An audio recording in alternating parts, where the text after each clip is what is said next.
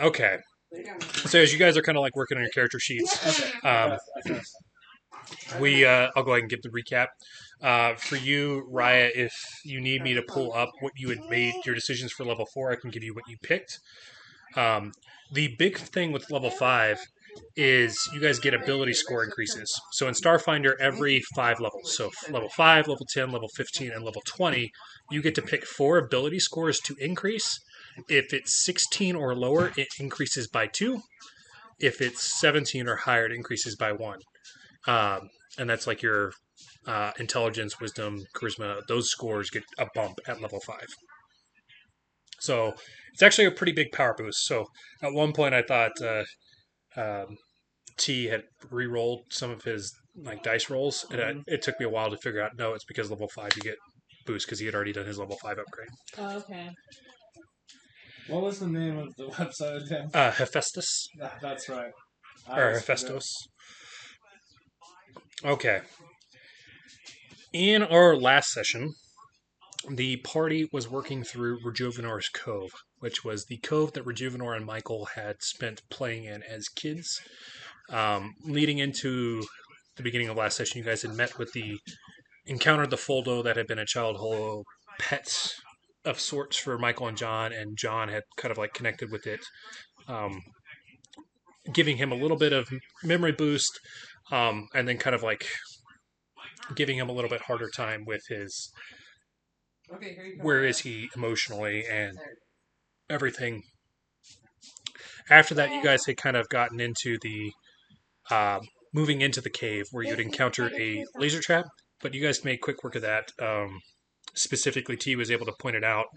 Um, the neat thing was John had used his detachable arm to kind of test that the pressure system was off before you moved further into the cave.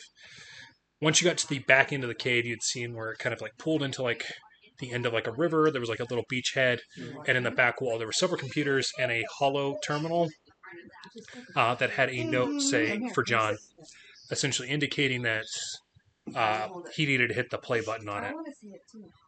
As you guys had approached this hollow terminal, the Nyack had dropped from the ceiling, engaging combat. Right as combat was starting, John had this sort of mysticism connection where he recognized this Nyack, but he couldn't place where.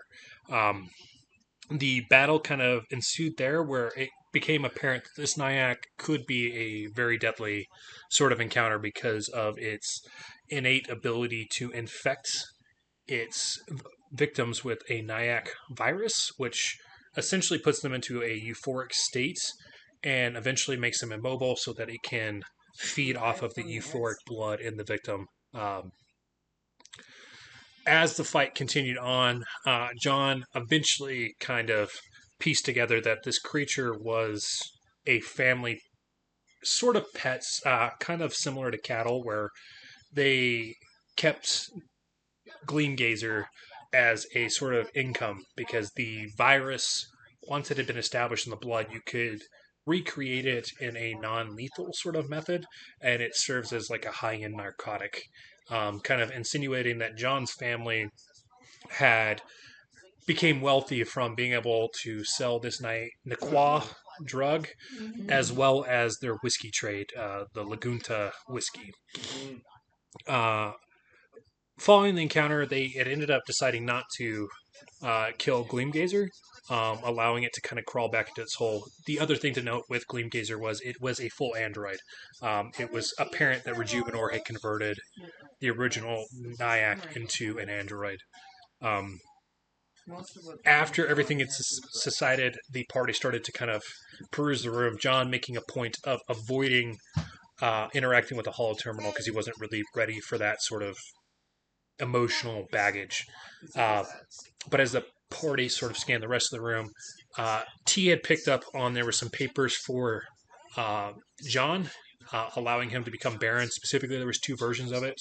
One where it was named John Smith, and one where it said Michael Tohack, kind of giving John the option of picking which one he wanted to be moving forward. The other thing was there was these cybernetic implants which at the point in time T didn't know what they were for, but he had kind of picked all of it up without telling anybody. The other thing the party had found was there was maps or a map of the Pact worlds that had a plethora of pins in it. There was one or two pins per planet, with the exception being Castrovel, which had roughly a dozen, if not more, pins in it. The other sheet that they saw had a list of races with a question mark beside Lashunta's. All the other races were insectoid in nature, and the party spent some time speculating on what this could mean. Why was Tohak looking at these races? Were they easier to convert using the soul transfer? Um, and ultimately, they came to the conclusion that the only way they were going to learn was to finally activate this hollow terminal. At which point, John reluctantly played the tape. And it was kind of disconcerting for John because it almost looked like Rejuvenor knew where John was going to stand in the room. So it was like they were making eye contact. And as it played, it became apparent that Rejuvenor sort of regretted converting John and not spending more time with him after the fact, trying to regain his memories. But what had come up was Rejuvenor had been informed of the swarm invasion, and it had diverted all of his attention to focusing on this upcoming threat. He had essentially said that the Pact World Council was downplaying the size of the invasion and were trying to avoid any sort of um, discord in sort of the Pact world. So, like pandemonia from them learning that the uh, swarm was invading the planet. He had told the group that the cybernetic inserts were actually a device that prevented the mental attack from the swarm from taking over insectoid races and recommended them bringing them with them. He also uh, told John that the paperwork to instate him as the Baron existed with two versions, at which point T kind of, hey, John, I have these, and handed them over. Um, the other key thing was Rejuvenor then told John where he was. Specifically, he was on Castrovel and had set up a resistance force sort of to fight the swarm in their longest stronghold, and he hoped that his brother would join him and recommend him bringing Gleamgazer with him. Following this, John kept playing the tape over and over again, kind of like trying to let it sink in. Meanwhile, in the background, Raia and T spent some time kind of discussing what their options were, because if John sided with Rejuvenor and the Pact World Council still wasn't with Rejuvenor, would they have to fight John? And sort of the implications of that. Yeah. I'm gonna cry. um, Eventually, John made the decision to sign the paperwork with Michael on it, but he did not tell the rest of the party that he signed that one, because when they asked him who he was moving forward, he responded, "You can call me John." When they got back up to the house or the mansion following this, whenever he handed the paperwork over to Gideon, Gideon started to talk, and John sort of silenced him to prevent him revealing that he had wanted to be called Michael per the paperwork as far as Baron status was concerned, and then had asked Gideon to show him the rooms, his old room, and sort of where Rejuvenor was staying. So the party was able to kind of see the structure of the rooms there, which they were pretty lavish rooms with their own sort of sitting room and a bedroom. And in John's case, it was a very large, like, den with like a fireplace and everything, with a large master bedroom with the sort of the bed frame being hand carved with images of Nyax and like the refinery sort of thing, kind of showing what made the family wealthy. And then there was a lavish bathroom with teal tile and a hot tub, and that was kind of where we ended off with everybody kind of chatting briefly about what they were going to do moving forward. But you guys had all been shown to your rooms. Um, as we set the stage for where you guys are kind of to start tonight's session, um, Gideon has informed you that it's kind of like 7 a.m., but because of the tidal nature of the planets, it has looked like midday the entire time you've been on the planet. So you had dinner, and you spent most of the evening in the cave. Mhm. But for you, it's hard to kind of discern that like it is It's the not middle that of time. you kind of wasted the night in the cave, and technically it would be the morning, but if anything, it would feel like it's now time to go to bed because of how long you guys have been up since you've been on the planet. Quick question: how do I on here where I level up? Um, Oh, and oh, then- right there. I so see. it'll show you if you have any class features here, but I don't know if you got anything new class feature wise. Gotcha. So that's level 3, so nothing new class feature. Then skills, if you've already done those, there would normally be a blue thing there. The other thing to look at would be abilities. Down at the bottom. Oh, what level did you? I haven't leveled it up yet. Oh, okay, that's why. So you hit there, drop it down to 5. And then we'll Then it should show you what things that need to be updated. Gotcha. So here, if you have any options, so it doesn't look like you gained anything. Oh, I see. The last Skills, but abilities on this one, it doesn't show it because it auto selects. If you want to change these to different ones, you can, but you've got 4 that you can increase. Gotcha. And like I said, anything 16 or lower will be a +2. So like if you have a 16 in it, it will become 18. Gotcha. Okay. Do you have any questions, Raya, on that? No, I don't think so. The other thing to remember on yours, because I don't know if it gives you the little blue asterisk that you need to change it. Yeah. You should have several spells to select. Yeah, I know I added one, or I updated from what we picked here. Okay. I think I need to just pick one more. Perfect. And then the other thing I was mentioning, because it won't show a blue asterisk, on the one that says abilities, it'll give you 4 options of ability scores to increase. It defaults it. I was like, I don't have an asterisk, so I should be okay, right? Or... Yeah, so down here at the bottom, it defaults to these. You can change this to something different if you want. So if you're more concerned with intelligence, you can change one of them to intelligence. Like I said, anything that's 16 or lower, so looking at these scores, it'll be a +2. Anything 17 or higher is only a +1. So you're going to get a +2 no matter what one you pick. Okay. But like for you, intelligence is the key class one. It's going to increase how many spells per day you can use. And it's also your spellcasting modifier. Okay. Whereas like John, yours is obviously Dex because you went with a long range sharpshooter. Yeah.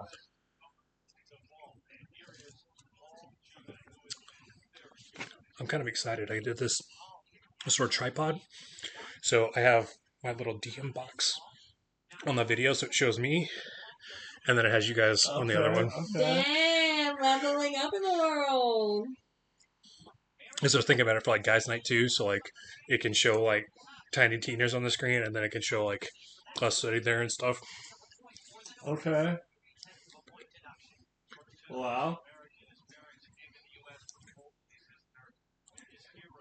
Okay, hold on.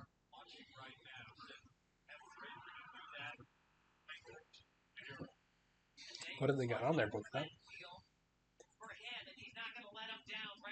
What are they playing, Booger Nut? What are they playing? What sport are they playing?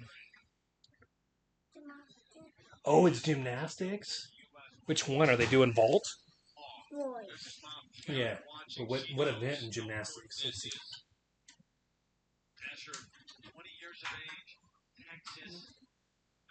Are they doing the still rings still?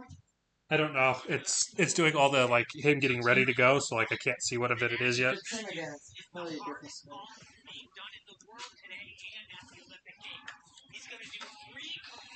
So he couldn't make it, but for his birthday. Oh, so dude. sweet. The vault. That's cool. Oh, it's the vault. Wow. Okay. He's got How the world fancy. Wow, that's really cool, dude. Yeah, it's Wow. got 2. Wow. Yeah, this is one of the ones that she's got as a Patreon account. I was like, dude, that's really cool. Wow, and the mushrooms, dude.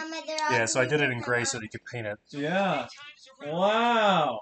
Oh, dude, that's really cool. Holy Toledo. cleaned it up a little bit. Yeah, I was gonna say it looks really solid. Yeah. You can see on the stairs there's like a little holes, but that's okay. Yeah.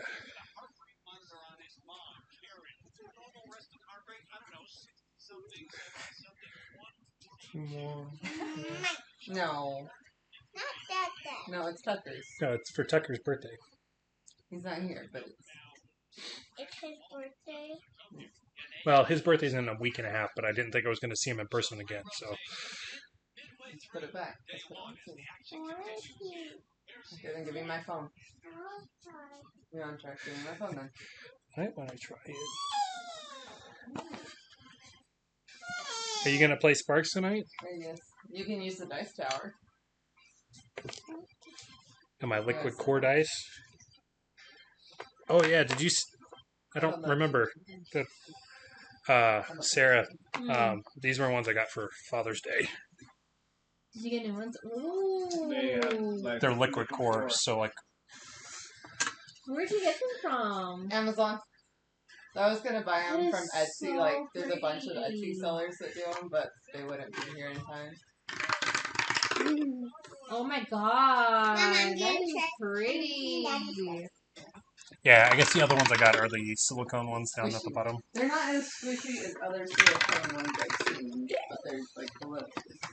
Again, my collector's personality. You're like, I have to acquire all of I them. must acquire. Find it? Yeah, be careful. Okay. We See, might have to if move I the was dice drunk, tower I at some would not point, be able Booger to Duck, because see, though, because I would struggle See it. to see. it's blocking the camera. There's this big old mushroom between Colton and Sarah. You could put it back if you really need to, Booger Duck. They don't need to see my face. Right there. Well, sometimes it's good to get like the facial reactions because last session, whenever the reveals happened, like yours was like, and you could see like We're Colton gonna watch immediately like those put his shows. hand on his head as he like kind of looked down. Yeah. No, we can't do both. Because we You- can't play Sparks. Because you gotta be focused enough to play Sparks. Because Yeah. So we can't watch the Olympics and play Sparks. you might even be able to put it on the Alexa in there so that you can see it Yeah. without having to like look at the phone. You can play, but But we can't play and watch it. Okay. Oh no!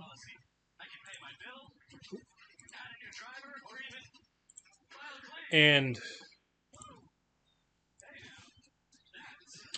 as we're kind of moving into like the shipbuilding stuff later on, are you guys comfortable with the positions you have on the ship as far as roles?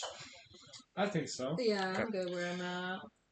Um, I don't feel like I can go along anywhere else. to kind of help you guys out, I can give you your pluses and stuff for the ship specifically. Like the gunnery one is slightly different. In your books too. I guess I should have brought this up earlier. What I've added is right behind your guys' expanded character sheet is a player card, which gives you what actions you're able to do per turn, including like combat maneuvers. It also gives you conditions and what they mean. Oh, okay. Behind that is a starship one, which gives you all the roles, cool. so that you can look at what your options are during ship combat. And then for you, John, behind that is a NPC sheet for Gleam Gazer. Oh, So if you beautiful. use her in combat, Okay. No way! How cool! what Wow. would I need this for? Picking up? What? Imagine. Are you planning on I playing? want this so badly to turn into an animated series because how fun Okay, would so that why'd you be? give me the Yeah, tablet? seriously though. Anastasia, do you know why she gave me the tablet? No. Oh, I okay. thought she was getting it for you. Oh, I don't need the tablet. We're gonna. The only time I would need the tablet is if you were playing Sparks, because then I would update your character sheet. But Do you want to play Sparks? Then come here. You don't need that. Unless you're going to go downstairs and watch it. did you get any cool combat feeds? Not that You I want to go downstairs? Want to? not that. Oh yeah, you could throw it on the TV downstairs. Downstairs? Do you have Peacock loaded on that one? I don't know if I have it on there at the moment, but the Give me my phone. You can't have both. You want to watch? I thought you wanted to watch the Olympics. but with the not Fire TV, but the other one, The Roku. it should be pretty easy. We might have put it on down there for football, but I can't remember. Take it. Tina, really. Oh, I have 2 remaining. Okay, go to your room and play. Or go downstairs and play. You just working on feats? Yes. Okay, perfect. Because there's some stuff for the ship that's really nice because it'll automatically tell me your gunnery boosts. Oh, okay. If I update it on here.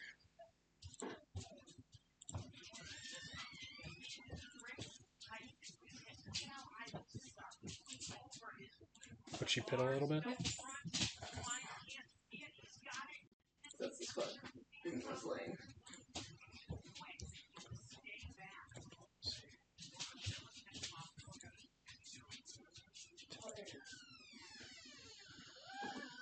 Are you going to bed? Good night. Oh shit! I can get a jet dash. Oh yeah. When running, I move 6 times my land speed. When I jump, I double the height and distance. While running, I don't gain the flat foot condition. Wow. You move 4 times your land speed and gain the flat foot. Wow. Cool. Okay, like. I just picture the Terminator like full blown. Oh, see, I had something more in mind, like my ass cheeks would be like where the flame came out of, so I kind of like move around, like scooting about.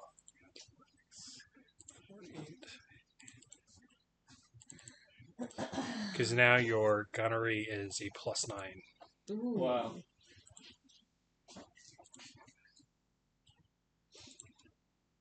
Yeah, I'm going to go with jet dash. That's cool. Okay, check Raia real quick. Raia, you just working on spells?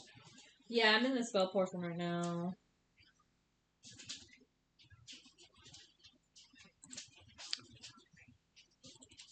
So I have one for magic hack. So what's cool with Technomancer is essentially every couple levels you get a new magic hack, which allows you to augment spellcasting slightly. I can't remember what you picked. I feel like one of them gives you just a base +1 on all spellcasting checks. But there was also like essentially, I can't remember what you decided it is, but you have some sort of piece of technology that you're allowed to store a spell in. So like when you run out of spell slots, you can actually charge a spell from that device. So you technically have one additional spell slot than what's listed on your character sheet. Okay. And I think it's whatever. Well, it's giving me an asterisk, and I have one for level 2 and one for level 5. So my level 2, Let's look. I have these 2. Yeah. So there's also. So these are your options. Oh. And then there's your 5th level one. So you can pick another 2nd level, or you can pick one of the ones that falls into the 5th level. And then it'll give you a specific. Oh, so okay, level 2, okay, I don't remember what you picked. Level 2, I think I have 2 of them. Well, no, this is here. So empowered weapon. Oh. Is what you pick for level 2, which is. There's your hair. And then will give you the brief, which I might actually have on your expanded one. So level 5, you get to pick another one. Okay.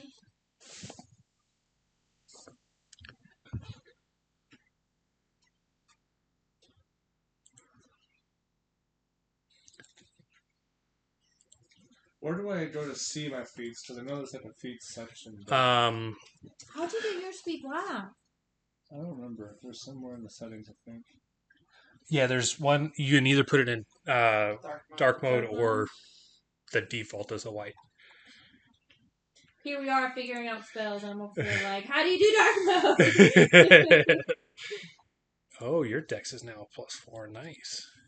Yeah, I had. She boosted hers to +4 too. Oh, really? Did I? Yeah. Wow. Sure.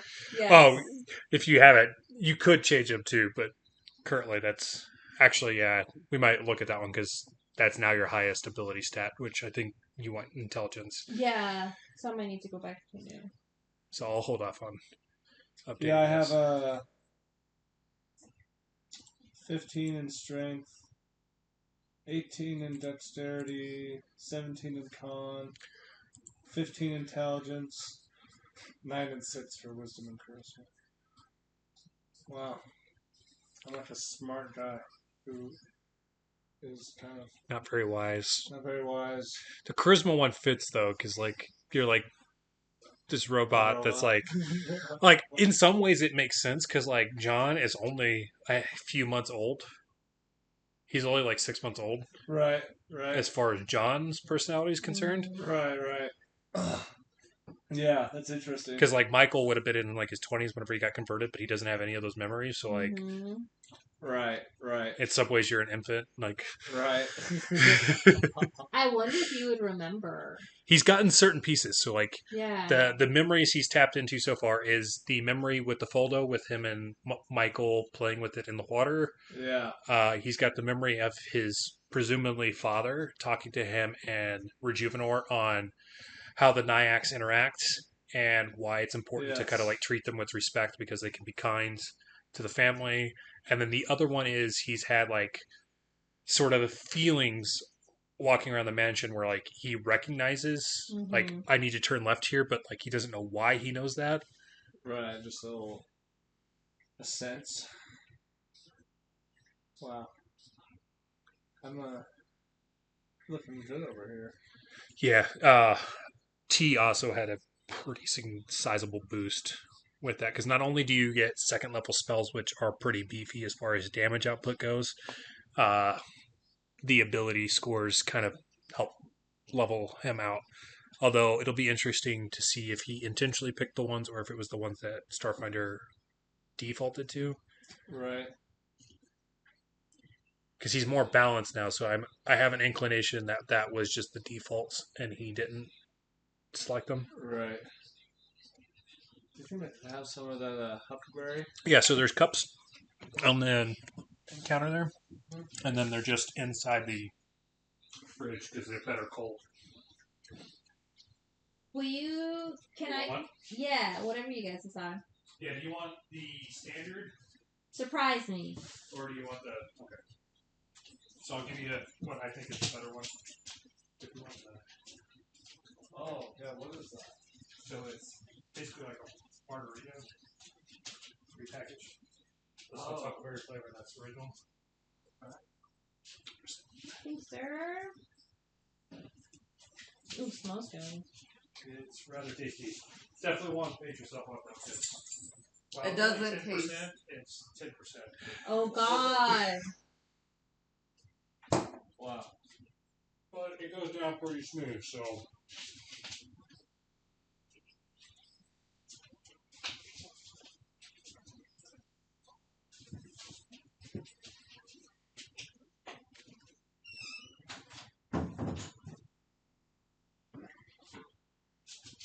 Okay.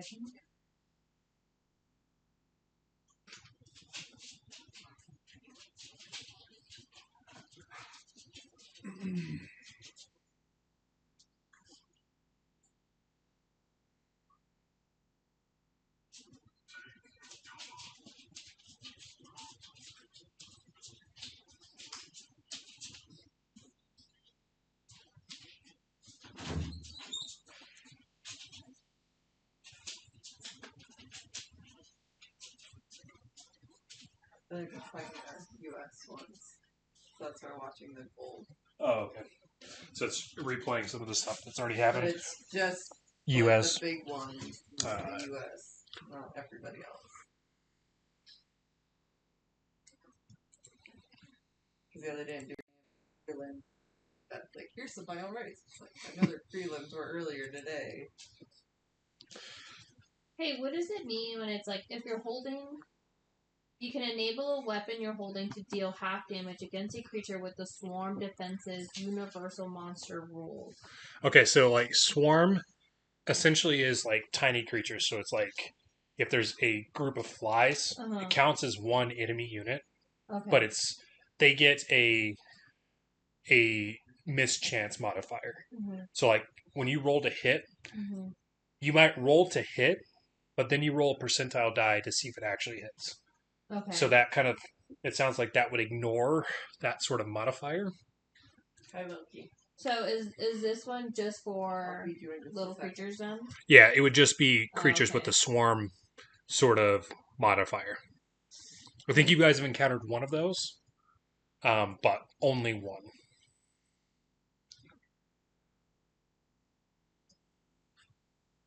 And then as you guys like look at your binders, anything that you're updating right now obviously isn't going to be in there.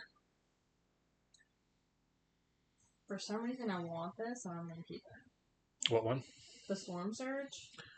And it might come in handy. Why is it calling to me, Dungeon Master? What now? The swarm ability. So it's basically like if you encounter a creature that has the swarm, what's a subtype or type, which essentially means it's a bunch of tiny creatures all together. There's a mischance associated with it. So like if you try and attack them because they're a bunch of tiny creatures. Oh, I see. Yeah. So I think off the top of my head, without doing the research, I think it's a 50% mischance if they have that sort of like adjustment. Hers would have that, so it's only a 25% mischance. That is very good. Yeah. Oh my gosh. Yeah, Tucker's missing out. We even made a point, and we were like, Huckleberry? Like. Good gravy. It doesn't taste as strong as it smells. Yeah, they definitely told us there's tequila in it. Or there's their honey spirit, is what's in it. Which is their substitute for tequila. Yeah. So.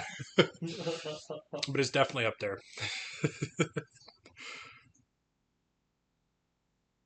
The way I approach this, Sarah, is when you're looking at sort of things, there's a little bit of mindset of like what's actually going to be really strong. But me as a player, I usually look at what would my character go into? What's my character? What's their focus? Are they trying to save the party? Are they really into like creating creatures? Are they because there's some like technomancery ones where you basically create sentient robots out of like just scrap metal. Yeah. Which is kind of cool, but maybe that's not Raya's thing. Maybe Raya's thing is just like the history aspect of like technology, and that's what she's going with. So like I pick skills associated with that because as a GM, I'm going to review your guys' character sheets, and I'm going to give you things that play to your strengths. Oh, okay. I'm also going to give you things that like attack your weaknesses, but yeah. I'm going to set you up to have a shining moment that highlights, hey, you picked this thing that's like super obscure. My one thing. But yeah. If I know it's there, I'm going to give you times to kind of like use it and show like there are instances where it can be applied. And it also gives you a chance as a player to kind of like think outside the box of like, hey, GM, I know this doesn't fit 100% with what it says, but can I do this? And as long as you can give me a good reason of why it fits, there's a pretty high percent chance that I'm going to let you kind of run it with it. So, real quick, or more questions about navigating on this thing. How would I find where my to hit is and like my spell saves and stuff? Okay, so once you're done, so you're in editing mode. Oh, that one changes it to character, and then here's your ability scores. Scrolling down, here's your saving throws to hit. All of that. Okay. Your spells, if you have them, are there with their.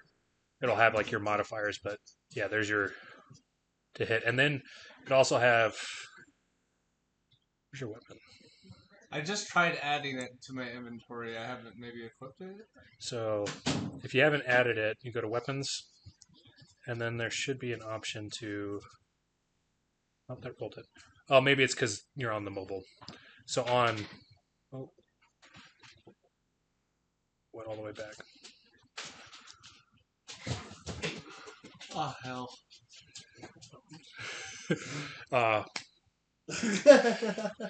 On the PC, it has it as a it's just all on one screen, and then you click into other tabs. Gotcha.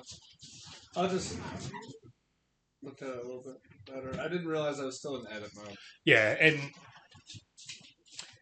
obviously mobile is a little bit harder to kind of see it because it's all shrunk down, and then Right. it's the web page is altered to kind of fit that a little bit better. All right, Ryan, where are we at with yours? Because I was going to show you the ability section so that you could confirm what ability scores you were to increase. Oh, you're still selecting spells? Yeah, I should be good now though. Okay, so after you're done with spells, you're going to go to abilities. And down here at the bottom, because you're level 5, Mm-hmm. here's the 4 that it is defaulted to. I would select one of them as intelligence because that's the technomancery key ability score. Okay. And then the other ones are kind of whatever you choose. So do you want? What's Constitution? That's like it's going to affect Health. your hit points. Oh, okay. It Higher also health equals. I mean, higher health equals higher con. yeah. Okay. So your constitution is also going to play into like your spells or your disease saves. So like if the virus Mhm. that was affecting John last session, your con affects your fortitude save. Okay. But the big one is it's going to increase your hit points and stamina points. Okay. The So I have because the only one I don't know is dexterity. That's because I'm unhandy. think of that like your agility. Yeah. So that's your But ability. if I'm a bookworm, I probably don't have much of that. But I also don't have strength or probably charisma. So. Well, charisma is your ability to talk to other people. Okay, so probably that. So like the ones that make as a DM, the ones that make sense for me looking at Riot would be intelligence number 1, I have the intelligence, charisma, wisdom, and constitution. and I would say the dump one would be kind of what other one you kind of want. The other thing to keep in mind as you guys do these ones, you won't have it again until level 10. Mm-hmm. But if you're over 17, you only get a +1. So in some regards, so like you guys are now 18 and at least 1, if not 2 scores. You can get them to a max of 22 without other means, Mm-hmm. but you're only going to get a +1 from these ability boosts now So because they're over 17. These change, right? Then. Yeah, so there's a column that says upgraded scores. So on this, what I did on these sheets is I just selected the 4 that you put the updated score and what the new modifier is. So it would be like these ones here. Okay. That way, instead of like removing what your original scores were, you can just show what your current scores are.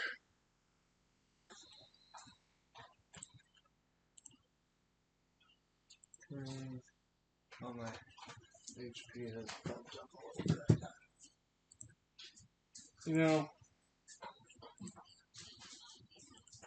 I'm gonna update my health, but I'm gonna update everything else later.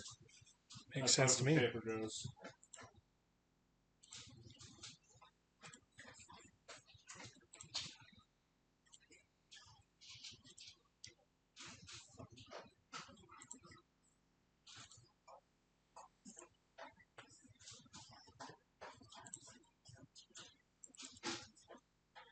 Looking good with the computer score there. Raya, she bumped hers, so it's now a +13 on those rolls. Wow.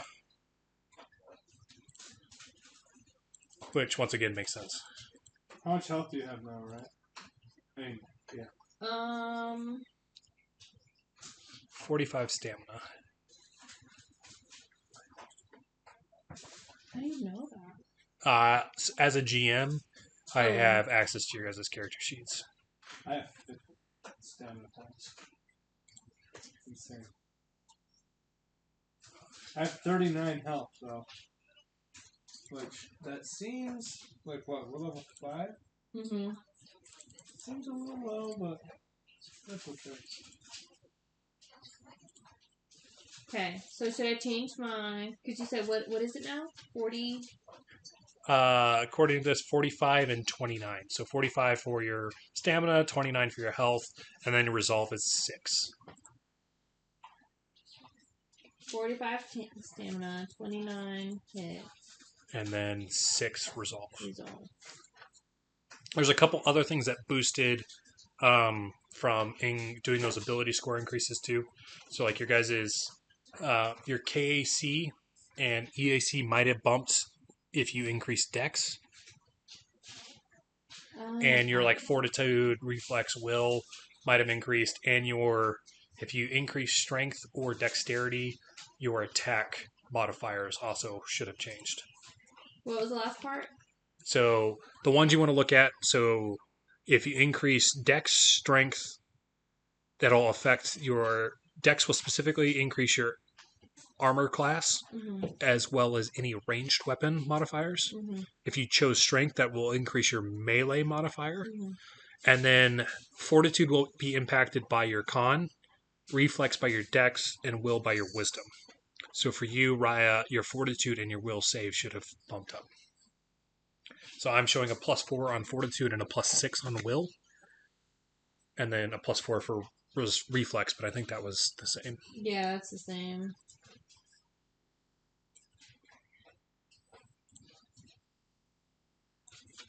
Cool. I was like, I love the fact that I didn't upgrade my dex or strength, both had an effect. Well, it kind of makes sense, right? So like, I didn't. Yeah, no, like it makes sense, but you're like, if you did this, and I was like, I did none of that.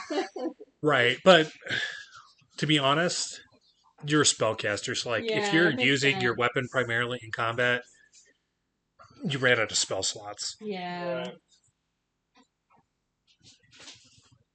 Especially now with level 2 spells, because those are pretty beefy. Because if you saw, I don't know if you guys watched the video, because I had like the player stats at the bottom. T was significantly behind John in terms of damage until last session. And then because he had the level 2 spells, he shot up super high as far as damage output. Interesting.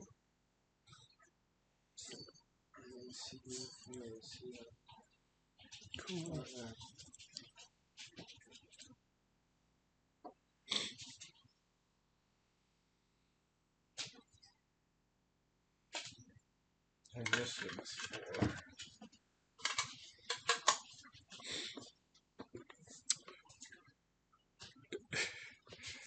Yeah, it was Dan. Are you good? I think I'm ready. Okay. Let's see here. My highest skill check though is only a +10, so you got me beat over there. Yeah, and you remember when we talked about this is like one of the ones that gets the most is Envoy. So like Artemis's character Sparks gets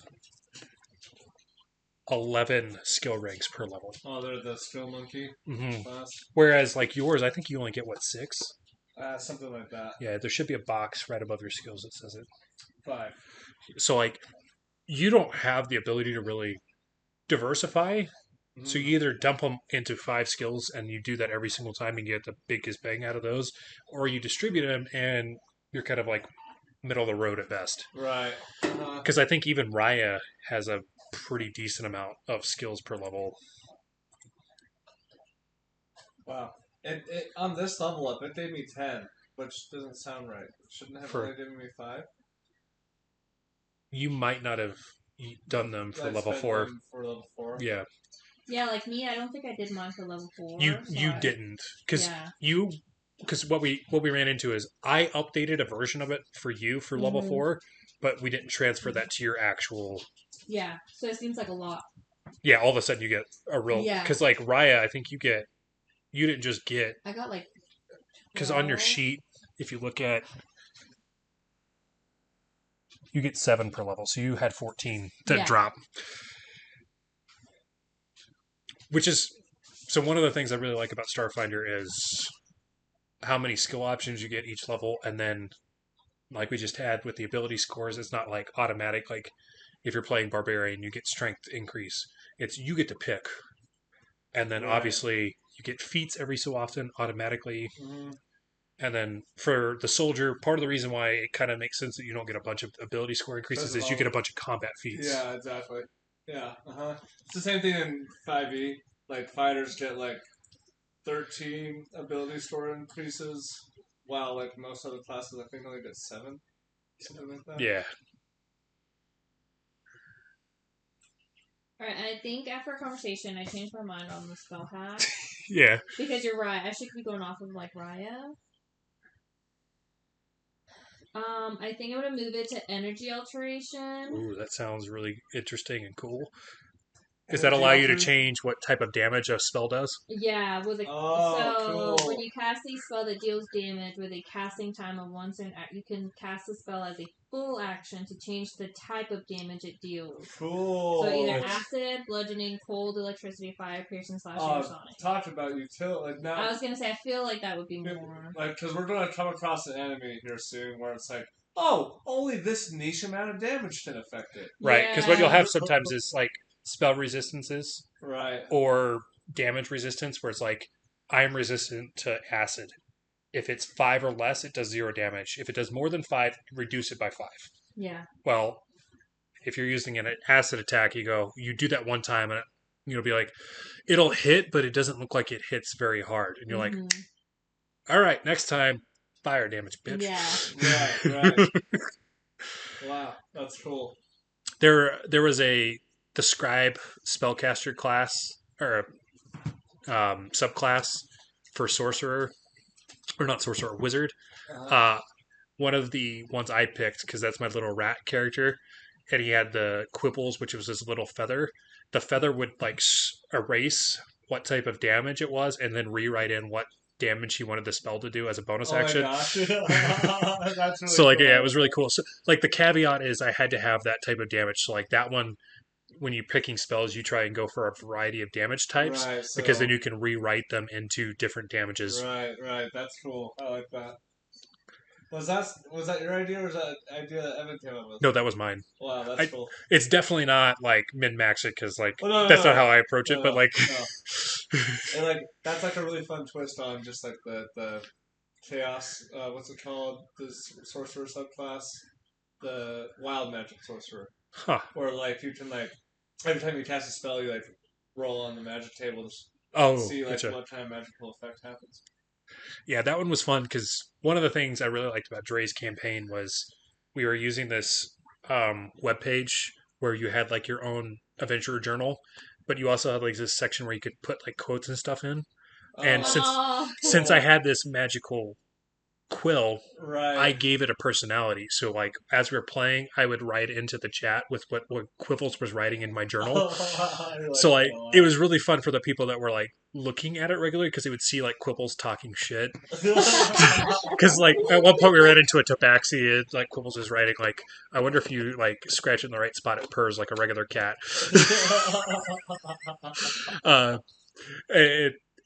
So like, there's some things that I really miss with that one, because like, Avam was this little rat character, and he talked like this, like, hi guys, and he acted like a little kid. That's really funny. So like, I miss playing him, but I could do the every other week that campaign was going to require. So right. Wow. So do you feel kind of beefed up there? A little bit, almost like too powerful.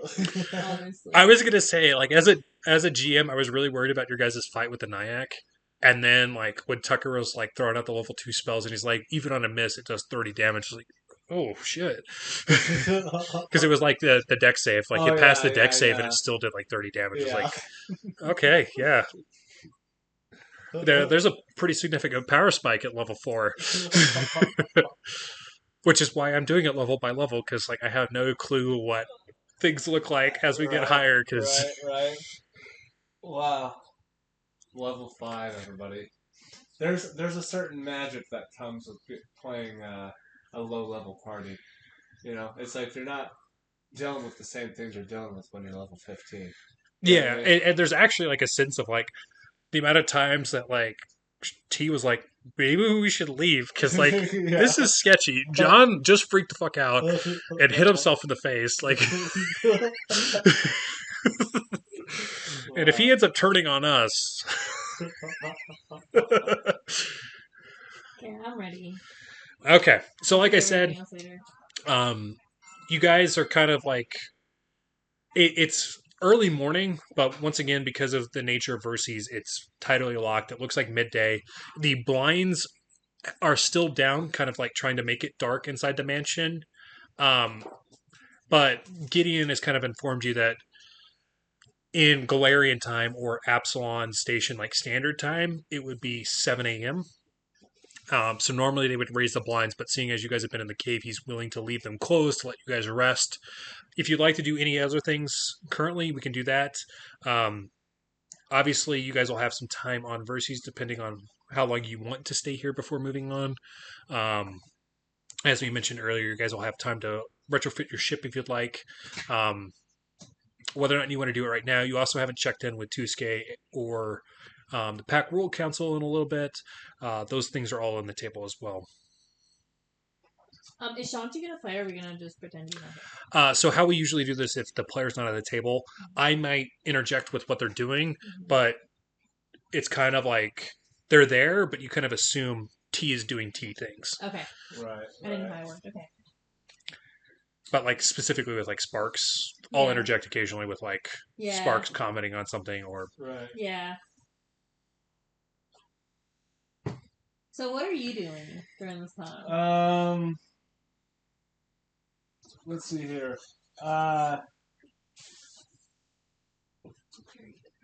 Is there any like childhood like memorabilia that I see floating around that like they would be kind of like what you would normally think of like what your parents keep at the house.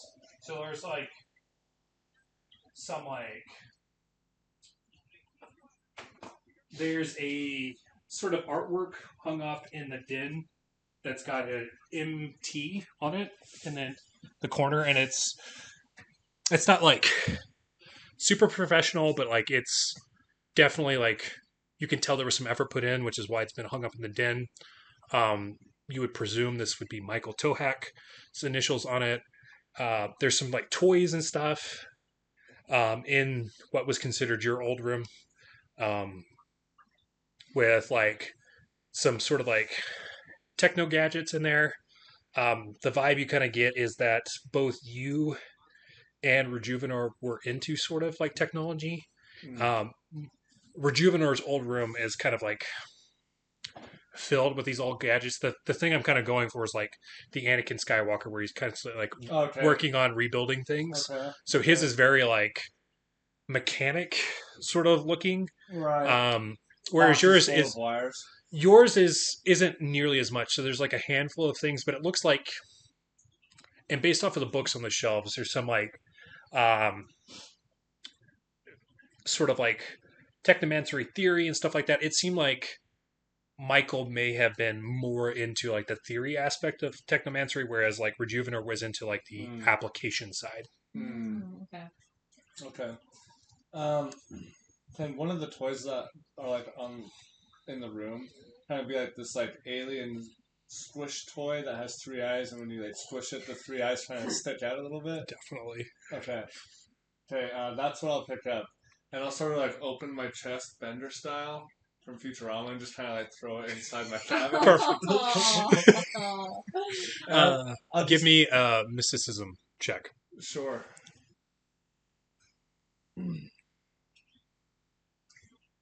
Mysticism. I guess I could just pull this up so you can. I have it. It's not great. Oh, that's a 3? Yeah, so not very spiritual. For whatever. Basically, it was more whether or not John was able to like remember the significance of the Tory, I'm almost positive that's what it was. Yeah. So John knows that this is his, and like it seems. We'll say it's more John likes it, and less that he remembers what the significance is from it. It's just like TV static, like. Yeah, so I'll just kind of like, peruse for just a moment, and like just kind of like in the moment, kind of like have this sort of imposter syndrome sort of feeling, where like I know like where I'm at is like mine, but it doesn't feel like anything's mine, and I don't recognize anything, and it just feels really alien. So I'll just Kind of like whenever you come back after being away for college for a while, and Yeah. like you know this is your home, but like you've been away so long that like none of it seems like it fits and anymore. they've like put an exercise bike and tried to in your room. Yeah. Yeah, yeah, yeah. No, that's exactly what it is. So I'd also like to grab what was the whiskey called again? Lagunta. The Ladunta whiskey. I want to grab a bottle of that, even though I don't necessarily consume alcohol. I'm just going to take it because it seems like that seems right. Yeah, for that one specifically, you would have had to go down to like the kitchens, Okay. where kind of like as an add-on to it is kind of like the cellar sort of thing, where they've got also like the Lagunta or not the Frostberry wines Okay. on racks there too, and you'll see sort of the label on it has like a picture of it's like a black and white picture of like the atoll with like the Lagunta. If I can't remember if you were that session or not, but it's kind of like The family crest. no Lagunta is like it's kind of like their version of like the basis for whiskey. So normally it's like a wheat or corn mash. It's a Lagunta mash for them, which Okay. is it's like the pond flower things where it like ends in the brown piece at the top. Mhm. So for whatever reason on Verses, that actually works well for creating whiskey. And just for clarification, is like my family and the whole whiskey business. Is it like well known as like a sort of like under the table type stuff? None of it is under the table. So Oh, I thought. so what we kind of The discussed drug about money. Oh, that. no the drug money it was during a time period. So like they operated, they made the basis of their wealth during what would have been like considered our prohibition, Mhm. but it currently is legal. So it would have been like you guys were making moonshine during prohibition, and then you just kept it going after the fact. So now it's legal. So Okay.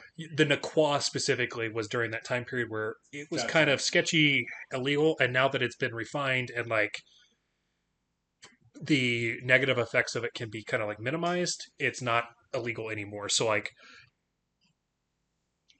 Gideon hasn't kind of touched on it too much, but like your family is actually pretty respectable on Verses as far as like where their money comes from and everything. So like there's some sort of stuff up in the air because of Rejuvenor and how the Pact worlds have kind of encountered, but like your family name is worth Honored. pretty substantial on Verses. Gotcha. So would he have political pull, technically? That's kind of what I'm implying. So That's what I was trying to pick it up there. Okay. Interesting. Well, like I you're may not have necessarily political in, pull, but my brother's currently like a. and that's where the kind of like you're kind of on shaky ground at the moment because Rejuvenor has been the face of the family for the last few months. Been sullying it. And while it's not well known what he's been doing, the Pack World Council obviously has been after him. So like, there's some people on Verses that have kind of picked up on that. Mm-hmm. And once again, the political pool comes more from like lobbying. Your family has, because of how much money and wealth they have, they're able to lobby a little bit more than other families on Verses. Right.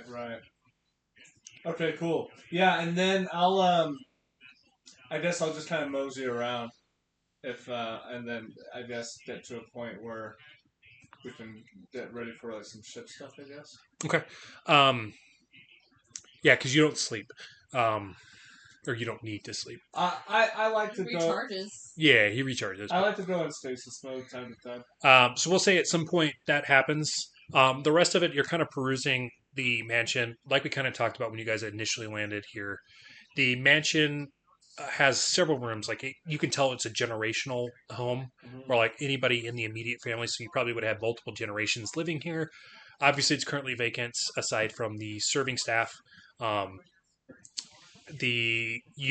we've seen the upstairs balcony, which has kind of like an overhang where it kind of looks out over the ocean, with sort of like a bar and everything out there, and tables. There's the observatory, which kind of should be mostly self-explanatory, but it is. You can tell that it was used regularly, but is currently kind of like closed up at the moment.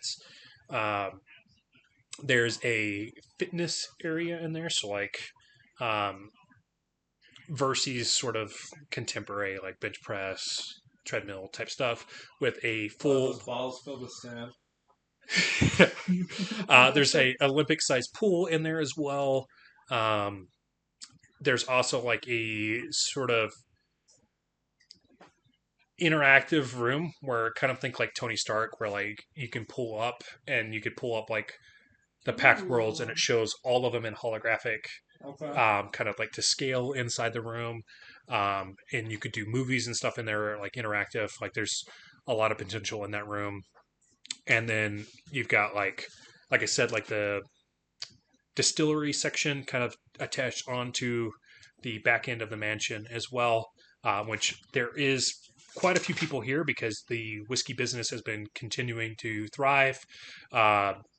You can see kind of like a map of the estate in the den, which shows where the Nyack farm is, which is actually in one of the caves along the coast as well, allowing the Nyacks to kind of thrive in their natural environments.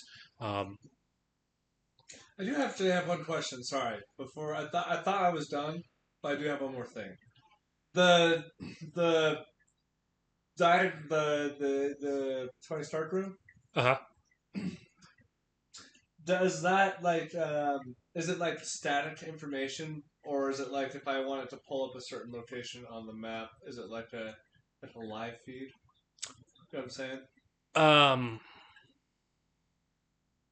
I guess I'm just wondering. Yeah, no, like you're wanting to be able to see, like the state of the planet, right. per se.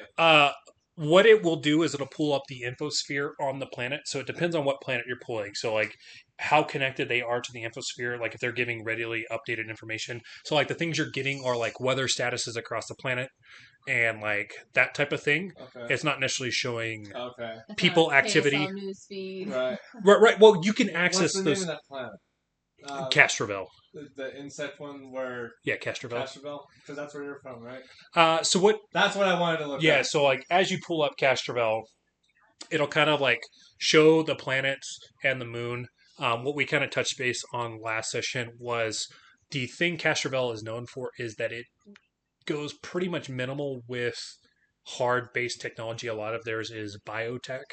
The hard-based technology, like their shipyards and stuff, are on their nearby moon. So what you're seeing on the planet is sort of like a tropical climate. So kind of think of like there's sections of it that are a little bit more arid, and then there's sections that are like jungle-ish that have a little bit more rain cover happening currently.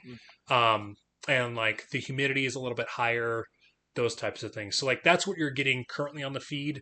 No screams or pelling spires of smoke.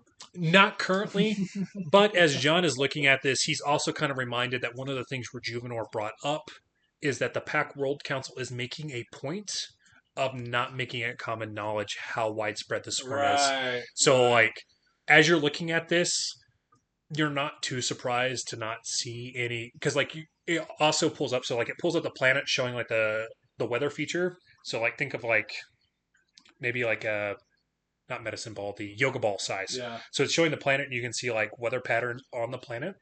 And then off to the side, it pulls up like newsreels that's pulling up, and it seems like your normal standard fare, like who's who in like the envoys and like that type of stuff. Like, so you're telling me that there's like the singer Triaxle Witherspoon, starring in a new movie on the planet. The current mayor of it, or not the mayor, the what is it, chancellor, Priapatis. You can see that he's kind of made an announcement to the city about like how well everybody's doing and everything. One of the things you do notice in this newsreel, though, is that his wife, Nematoda, seems to have a more concerned look on her face in the background. It's almost, if you weren't a robot, you wouldn't have noticed it, sort of thing, because it's like she's kind of in the background, sort of thing. You're not sure why, but that's one of the things that sticks out to you as you're looking at it. Interesting. Okay. That's it for me. All right, Raya. I think with my love of culture, I'm gonna want to be nosy and go through like every section of the house and see if I could find anything that can kind of piece together the history of kind of like the background of the family. Because again, I'm sure that I'm seeing lots of portraits and stuff. So I'll say both you and John would have been able to find this in the den. And it's just because you guys didn't have a whole lot of time before dinner, so you didn't catch on this. There's like over by the mantle, like the fireplace and everything in there. There's this like stand that has a large book on it. And as you start flipping through the said book, it's like the history of the Tohack family, showing like their beginning roots of like. They're like all black and white photos. Yeah. It's similar, right? But it's like the founding of the atoll, like the initial settlers on the atoll, and like building up the sort of landmass here. Realize like their initial discovery that Lagunta could be processed like wheat and made into like whiskey and everything. The attacks that they had from the Nyack, which was kind of weird because of like the position it is versus like the frozen area that the Nyaks thrive in, and how they were able to kind of fight it off and domesticate them. And then as they domesticated them, they were realized how beneficial the Nakwa sort of drug could be as far as like lucrative, and then how their generations kind of continued to expand on the atoll as like the beach houses had been like built up and more people had settled on there. And then towards the back end of it, it kind of details the beginning of the void decay as it hit the family, and it details the first individual to be affected by it was the current lead of the house, Michael and Rejuvenor's father, Wilfred, and how as he got more of the family, and it was everybody that was a descendant on the Tohack sort of strain were impacted. It noted that Rejuvenor was the only one not, and they kind of theorized that it was because of how many cybernetic implants he had already done at that point, and that because he was more 50-50 human or Verthani machine, that it kind of combated this sort of effect. And that's kind of where the book ends, because obviously then Rejuvenor left, and there was no one else to document what was going on. Can I go through Rejuvenor's bedroom? Does he have a bedroom there? Mm-hmm. Would I find anything in there? Kind of what we mentioned before. It's, you can tell that like he was a tech savvy individual. Yeah. So it's like a soldering gun. Yeah, you see, as you guys are kind of perusing the house, you also see paintings, and you can see paintings, and you know that's Rejuvenor because you've seen him in holographic form. And there's another brother next to him, and you can see as like portraits continue, like in one, Rejuvenor is normal human or Verthani, and then another one he's got a cybernetic eye, and another one he's got a cybernetic arm, and by the end of it he's got cybernetic leg, cybernetic arm, cybernetic eye. The brother never like ages but never changes. So the implication is it never looks like Michael went down the track of applying cybernetic inserts, which is why he was more susceptible to the void decay. Can I... Well, the butler knows. He knows because he knows that you were... Mm-hmm.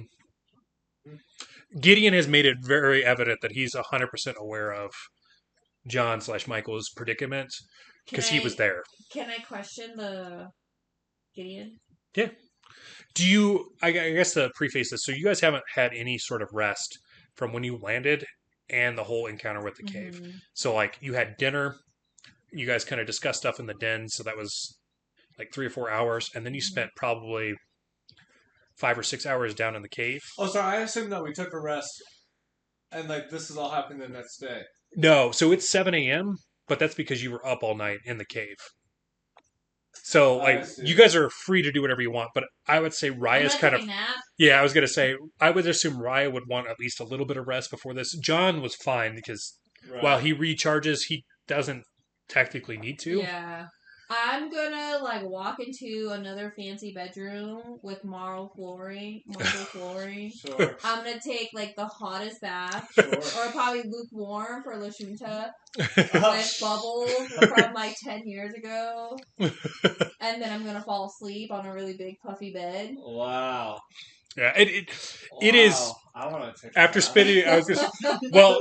So your room had like the jacuzzi tub and everything in Yeah. No. it. I have like the one. But person you are- bathtub. No, I more so meant that like in real life. That just sounds nice. Yeah. I feel like as a guest, she's probably a bookworm. So seeing something like this might be really and it's not just a tub. It's one of those like golden crusted. it's one of those like porcelain tubs with like the like clawed feet on it. The clawfoot tub. And it's one of those like big ones, like soaking tub, where like you Yeah. can get like all the way down to your shoulders in the water, and it's like the big overhang like spout on Yeah. it, Wow. and like So like after you said, everything I've been through, I'm probably gonna like be like just chilling in luxury. yeah, because like the Wow. serving staff rolls in a little cart that has like an assortment of like bubble bath type stuff for soaking scrubs. It's their version of like satin sheets, Yeah. everything in there. Wow. I'm so excited. So yes, the rest is very rejuvenating. Like it's one of those you could have only slept for like 2 hours and would have felt like you got a full night's sleep. Yeah. Following that, if you wanted to meet with Gideon, by all means. I would say it's probably like a couple hours, maybe. Are you guys meeting together with him or just you, Raya? We can do a separate phone. Well, because we'll probably come together again for like dinner or something. Well, Well- I'll meet up with you after you've had your rest. Yeah. So we can just say that. Yeah.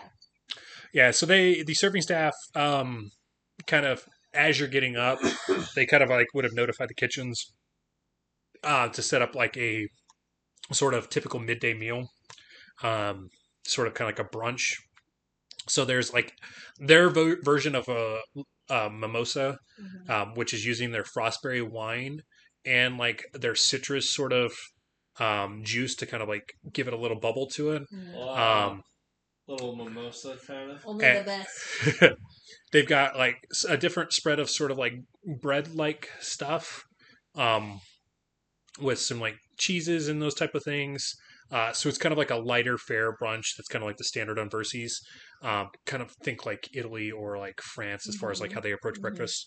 And then John, for you, they've got a couple different oils similar to like how they had done the dinner for you. What is it that you get? The 60-40 synthetic? Full synthetic. Full or- synthetic. Yeah. Okay. Master John. Because now I'm trying to pick on you. Master John, do you have any memories? Is anything coming back to you after spending time in your old house? Unfortunately, no. I feel very unsure. In fact, I was so nervous to come here in the first place that now that I'm here, I feel even more lost and confused. What is life? What are we doing? Oh my gosh. Should we ask Gideon anything? As I'm whispering, because I don't want the servants to Why, I don't understand. It's hard for me to whisper.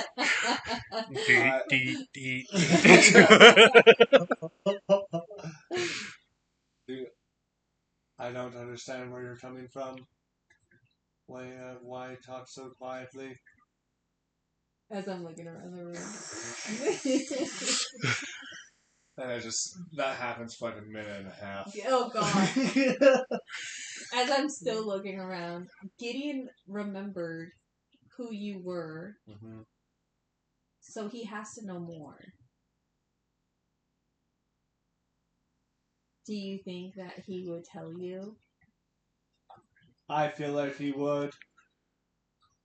But maybe he is a Rejuvenor loyalist. He seems to still have some loyalty to you. He didn't kick us off or shoo us away. I don't get the impression that Gideon is any... I feel like we may have gotten everything out of him and that we're going to know. It's hard to say. I don't know. I'm kind of in a weird headspace. I'm sort of having an identity crisis. You would make it about yourself.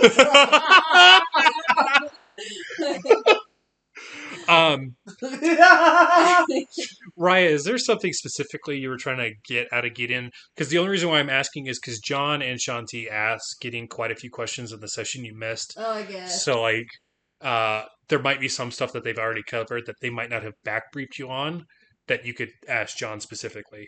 Did he say where? Oh, did he say where or where Michael Tohak might have gone? Or does he know currently where he is? We were under the impression that he went off to your home planet.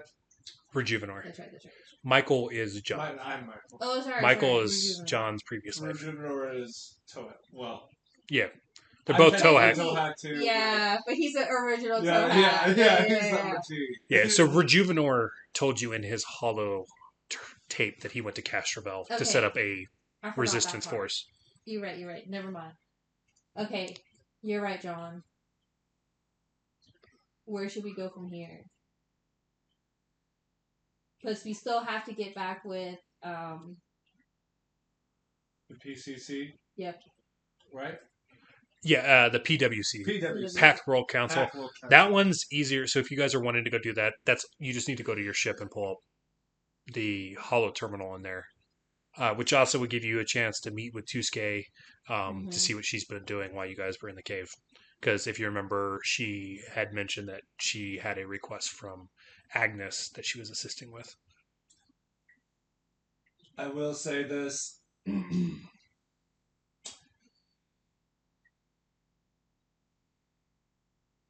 I don't doubt that the PWC just wants to enact justice and whatever, but I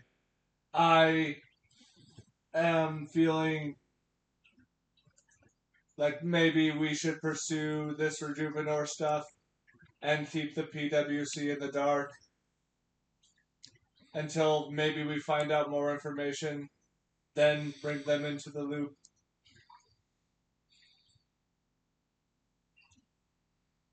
What do we tell them? Nothing. Should we tell them we found nothing here? Mm-hmm. Yes. What if they have resources, though, that they can help us with? Because our credits don't go very far. But what if their bureaucracy gets in the way of my self-actualization? I can't even giggling in the background. What if they're in on this? What if they already know?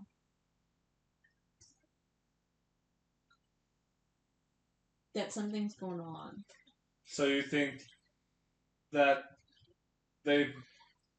are you trying to suggest that they are sending us on a wild goose chase and they very much actually want to rely on the technology and mental prowess of my brother Rejuvenor Or what if to they find a way against the void decay?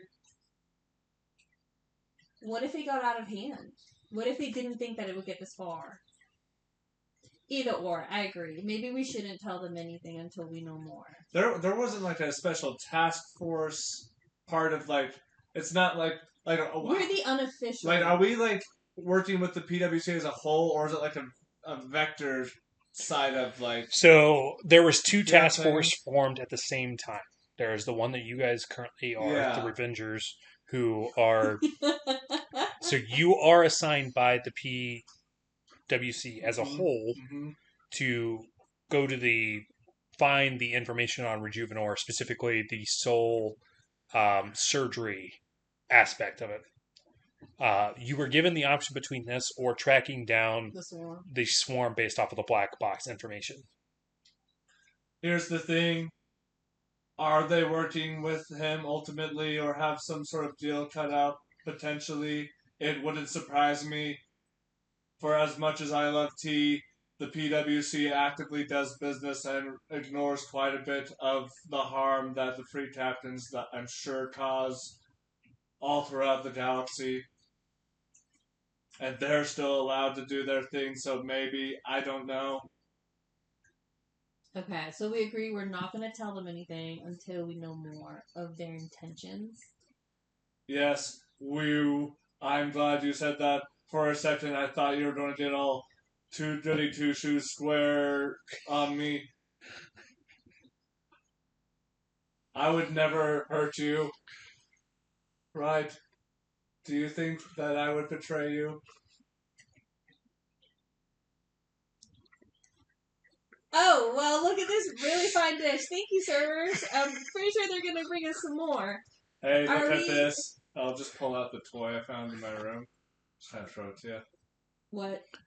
I don't know. You changed the subject pretty quick, so now I am changing the subject. Look at it. If you squeeze it, it... As I slowly squeeze it while staring at you. The eyes come out very slowly. Thank you. Thank you, John. I think it was mine. I don't know. I'm just trying to throw it in there. Now I'm nervous. Are you sure you're okay with who you found out to be? You're still John Smith, regardless of whatever you think. But I was just Michael before as well, and now I'm not. Does that still change John? That's really what I'm trying to figure out. It kind of makes me kind of wig out a little bit. Okay, well let's just keep going on. We'll finish eating. We'll get back on the plane, and we'll find out some more. Yeah. As you guys kind of continue working through the brunch, eventually Gideon will come in and he'll kind of look at you, John, Master, and he kind of like pauses for a second to kind of like wait for you to kind of like give him the signal on what you want to be referred to. Doesn't necessarily need to be verbal. And kind of based off of your body language, Master John, is there anything you will need before you guys head out? We're more than willing to help with the adjustments to the ship if you'd like to make any upgrades. The nearest town is actually Sanatoria or Santorini.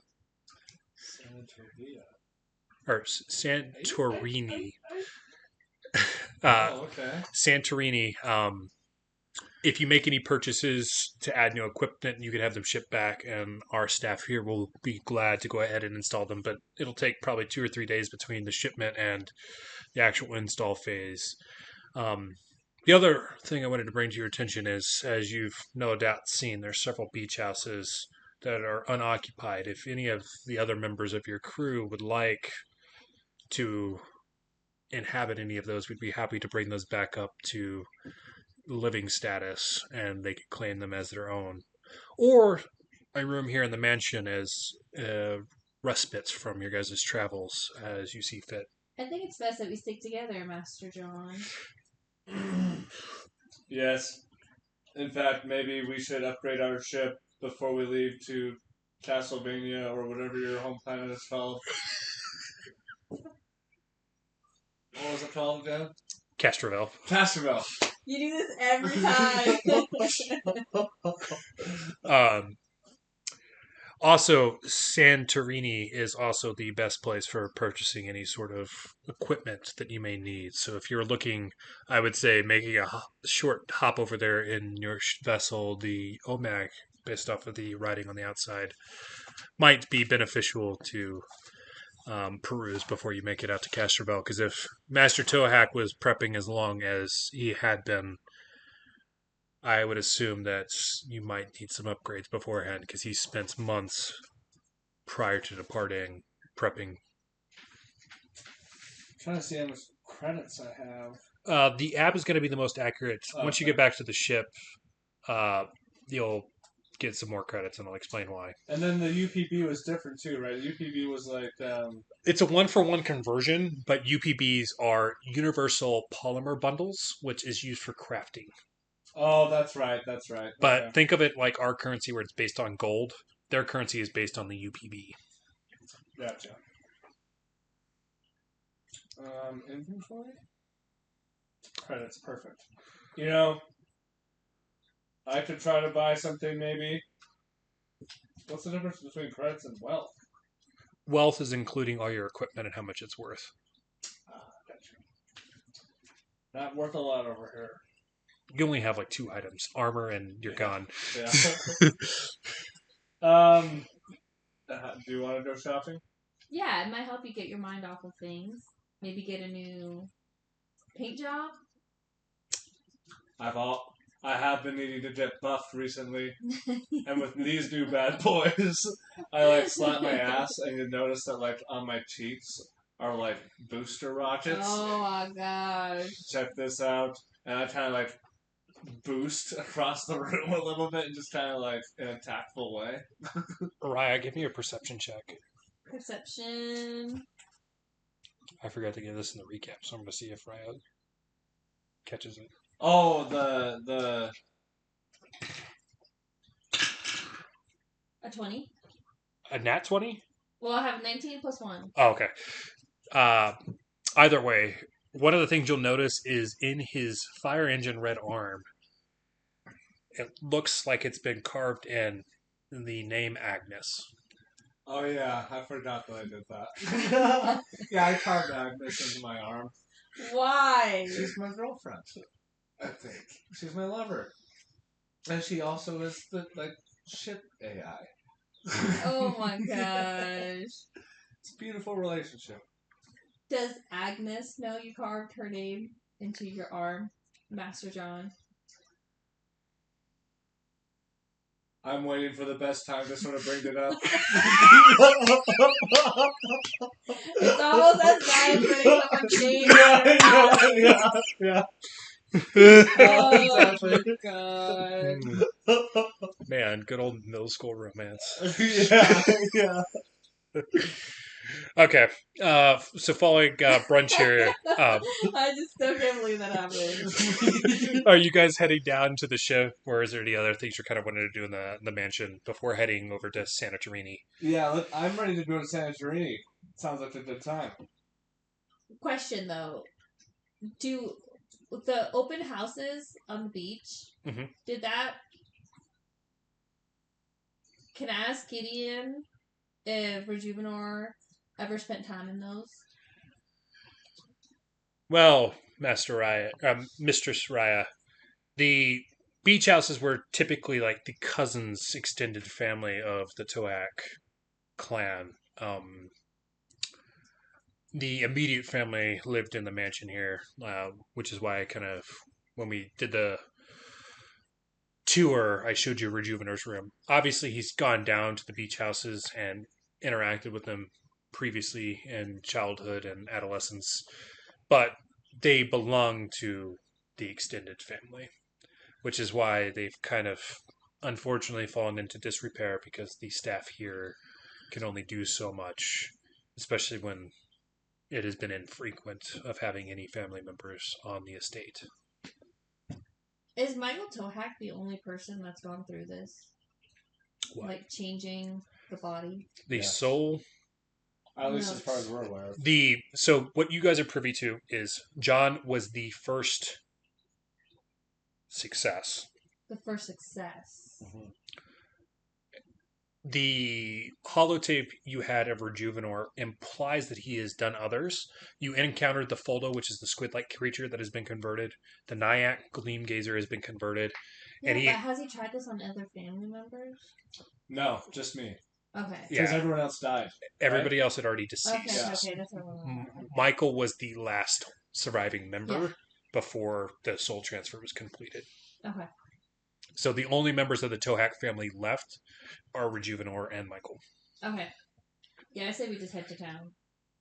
Okay, so as you guys enter into the ship, what you'll see, you'll be greeted by Tuske and a hardened hologram that it looks exactly like Agnes. John, it seemed you could use some company. So with the assistance of Tuske, I have created a physical form allowing me to interact with you and the rest of the crew in a more tangible way. What do you think? Cortana, literally. Yeah. Does she just look like a big server or something? No, she looks like Cortana, Oh, okay. which is what we decided her AI looks like. So it's a That's physical right. That's right. version of Cortana. And it's a hardened hologram. So how this works is she's got like the blue sort of like aesthetic, but Okay. like if you reached out, there's a physical body to interact with. I just widened my eyes and looked straight to John. You look like all the ones and zeros are in the right places. How did I know you would say something like that? How did it go on the estate? It went fine. Everything's pretty good right now. You don't look okay. Yeah, I mean, I'm not trying to make everything about myself. So, we were actually about to go shopping if you'd like to join us. Oh, perfect. If you guys haven't got the notification, your stipend from the Pact World Council has dropped.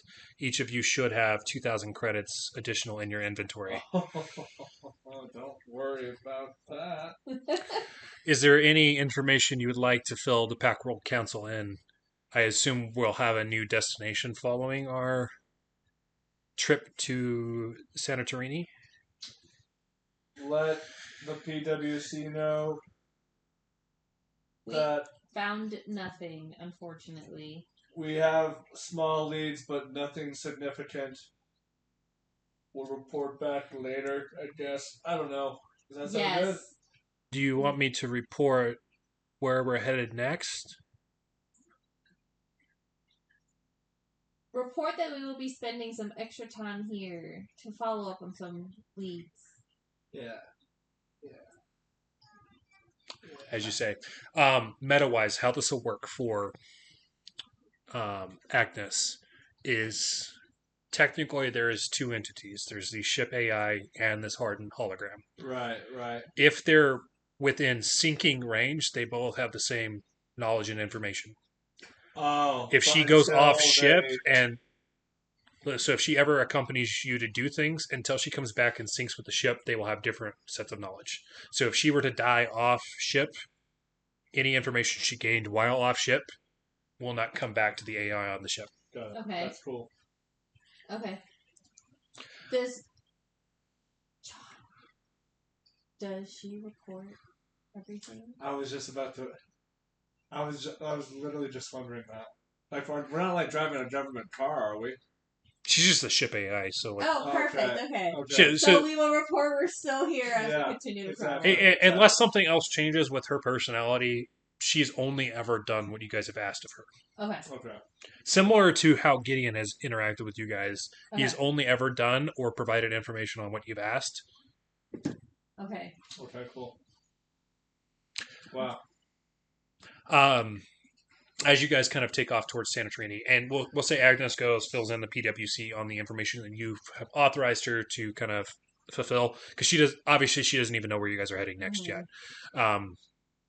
As you kind of approach Santorini, this is, think of like a metropolitan city, sort of like New York, but it's kind of like in a circular sort of dome, and it's more technologically versed, and obviously Okay. it's not as large because the livable space inside this like golden ring of survivable space isn't super wide. Um, but you can tell that it's one of the bustling spaceports here on Verces. Um, kind of like I mentioned in the message that I sent out is expect anything level 5 or lower to be readily available as long as you have the credits to purchase it, or you can barter down. You'll be able to find it. Anything higher than level 5 as far as gear goes is going to be a little bit tougher sort of sell to find. Right. Okay. The way Gideon implied with your guys' ship, any additional upgrades is going to be on the Tohack estate, so don't worry about the ship parts coming out of your guys' income. So Nice. your credits that you just acquired do not need to go towards any ship upgrades that we cover. Cool. It'll only apply to any weapons or armor type stuff that you guys wish to purchase. Cool.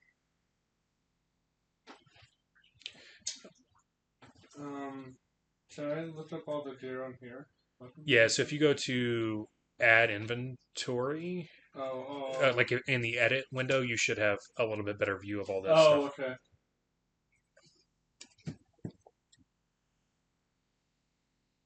Because there's quite a few options, obviously. Yeah. Because this one for you, I know it's tough because like your boomer rifle is pretty. I think that one's a level 3 item to begin with. And it's been pretty reliable so far. One of the things, so the things that I would recommend for you, John, one of the things I would look for is any of them that have the integrated weapon modifier. Because if you remember, you picked up a feat that allows you to fire an integrated weapon during a full action for free or something like that. But it has to have the integrated moniker on it, which would basically be like your arm converts to the weapon and you fire sort of thing as far as like design choice goes. Gotcha. For you, Raya, if you can find anything that's going to give you like boost to spell casting, those are obviously going to be really good.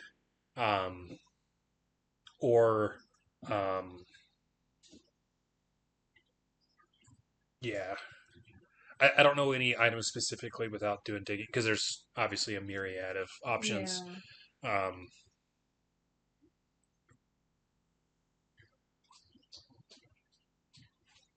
So let me see if I can do some looking too while we're.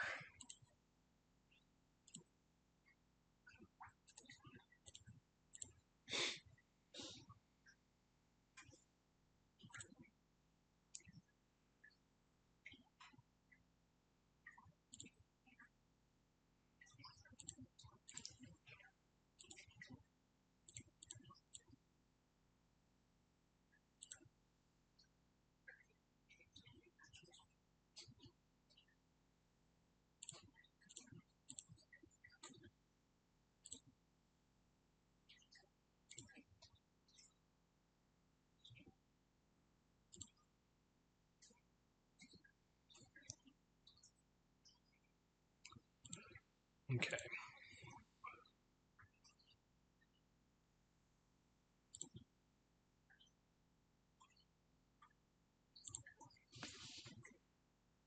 Didn't I get a crystal or something? Yeah, so you have the Aeon Crystal Iridescent Spindle, which makes it where you don't have to worry about breathing. Ah. Okay, so John, looking at it, Cryospike is a melee weapon that's got the integrated. There's also, which is level 2. There's some other options that are higher level. Only seen a bunch of There's a heavy weapons. There's a one-handed small arm that's a polarity wire. That's a level 2. So the only downside with the integrated is a lot of them are higher level. So there's a charge emitter, which is a long arm. That's a level 8. There's a Chimera Graft, which is another long arm. That's a level 7. A level 9 Cryospike, which is an advanced melee. A level 6 Frost Projector, which is a long arm.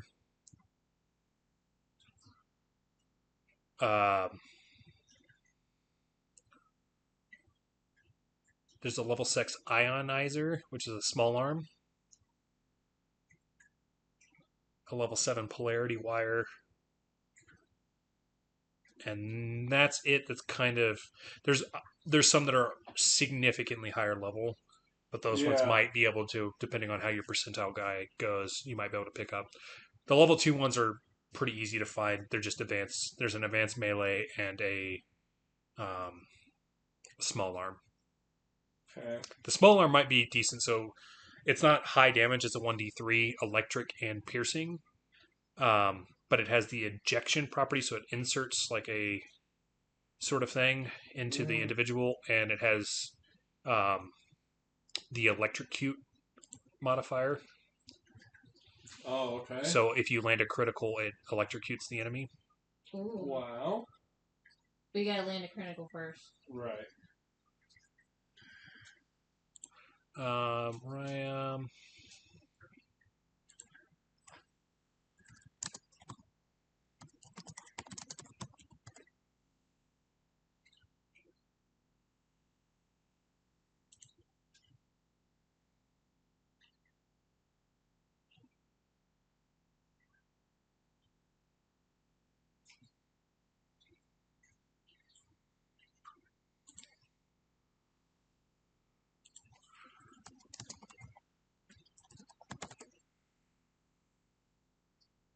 I'm gonna have to start like going on Reddit and looking up good. Builds. Yeah. Yeah, I see what you mean. So one of the things they're recommending is looking at spell gems, spell chips, and spell ampuloles.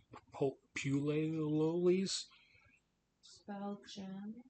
Yeah, so I'm assuming that's going to fall under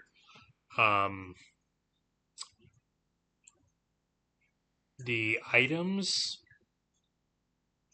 section when you're looking at items or at gear. Let's see. Ooh, okay. Because this one grants a temporary ability to cast a spell encoded into the amulet without using one of your spell slots.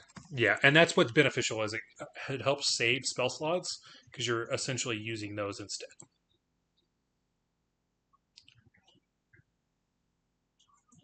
Am I defined as a spellcaster?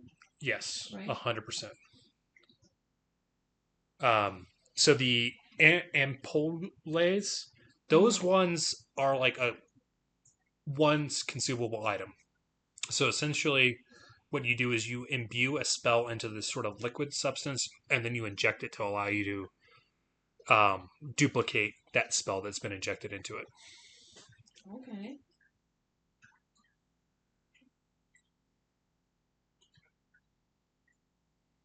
I can buy a valet drone that is a small drone that is designed to aid in clothing selection, grooming, and light personal administrative tasks. Valet drone can speak the language it understands, though most valet drones are poor conversationalists. Wow, that's funny. That sounds like a Jimmy Neutron invention. Let's see here. Spell amulets.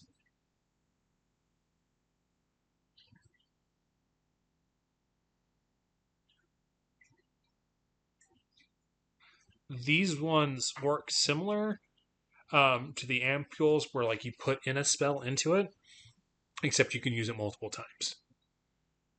Whereas the other ones are one-time use. And then spell gems.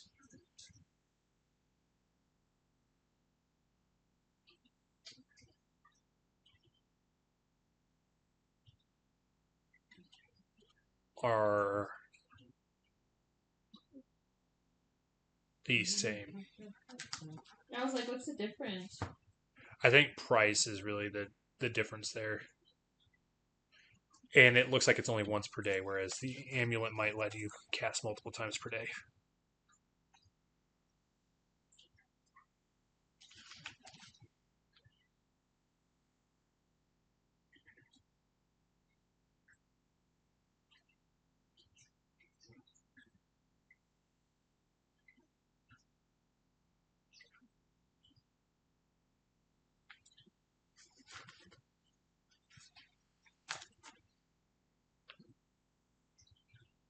Oh, the amulet keeps the spell even after use. It looks like the gem consumes it.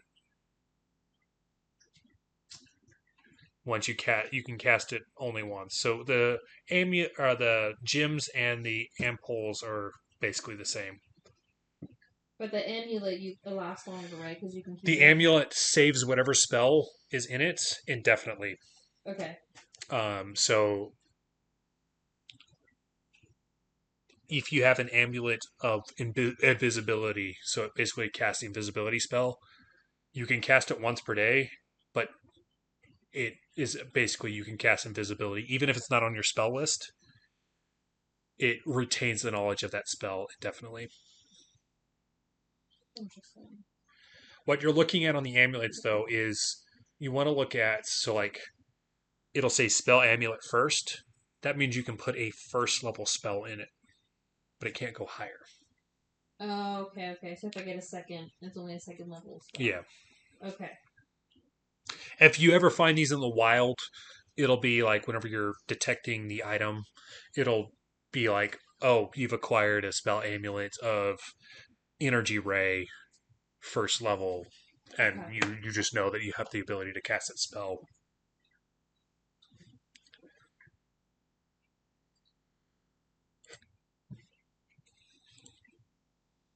All right.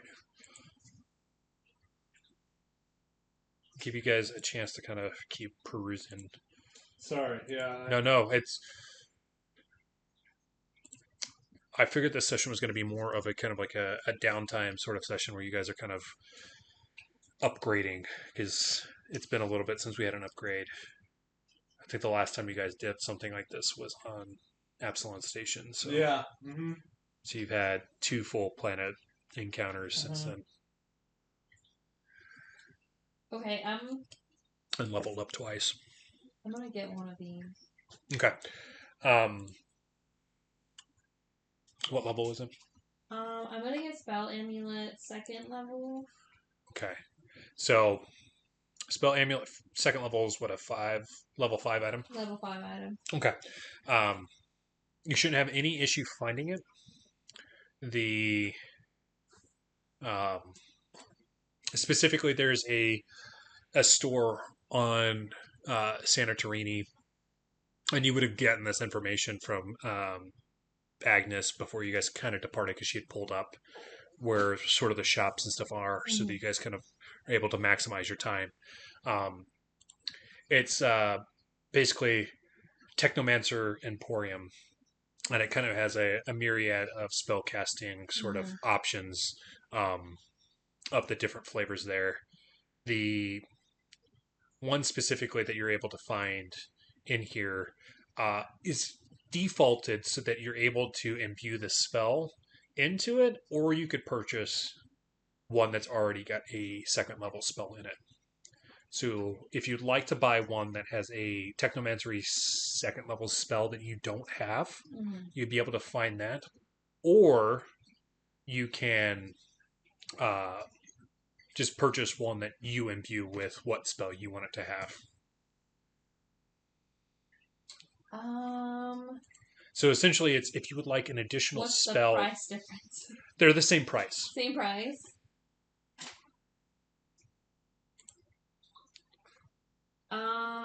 So the question is more: do you want the ability to cast a spell that you already have one extra time, or do you want the ability to cast one spell you don't have one time? I'll keep the one that I have. Okay. One that I have. So, the vendor, Berthani, so she's kind of like taller, black beady eyes, longer arms, longer legs, kind of like elongated. She'll come up and kind of, this is one of our pure spell amulet second levels. That would be 2,500 credits. Awesome.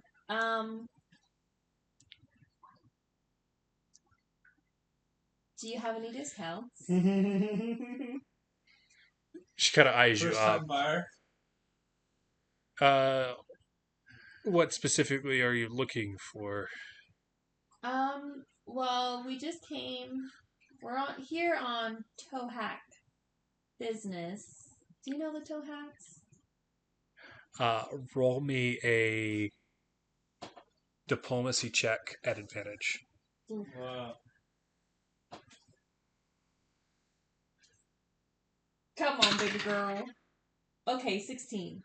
At advantage, so you get to roll it again and take the higher. Let's stay with 16. Okay, perfect.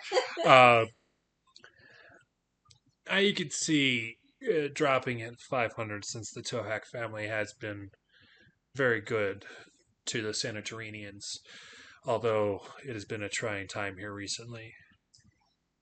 So that would be 2,000.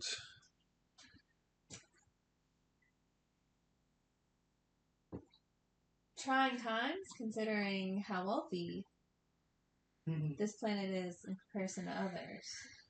Well, the alleged scandals associating Rejuvenor have made it a little bit more skeptical on whether or not the Tohak family will continue to be prosperous.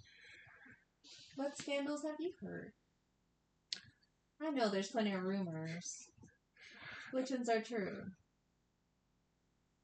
Ooh, can I detect thoughts? Oh. Can you? Yes.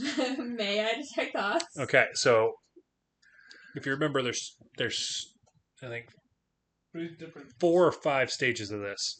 The first one is you're able to determine whether or not there's thinking thoughts. So you'd be able to pick up there's the sharp keep and then like a couple people in the back room. The second one is whether or not they're intelligent. It's in your extended one. Let me find it. The important one is stage 3. And that's where I get to do a will save.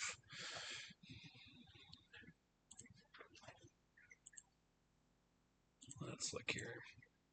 I have detect affliction. I don't have to. No, detect thoughts is at the very back of your spellcasting because it's a racial one. Oh, you're right. Okay, detect thoughts. So first round, you detect the presence or absence of thoughts. The third round, you can read the surface thoughts of any mind in the area.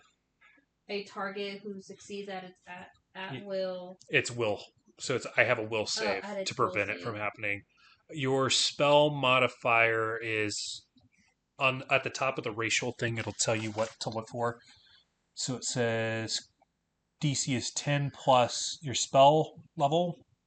So 10 plus 5 plus CHA. Well, the spell level, so it's a 0 level spell. So it's plus 0 plus your charisma score. So what's your charisma score?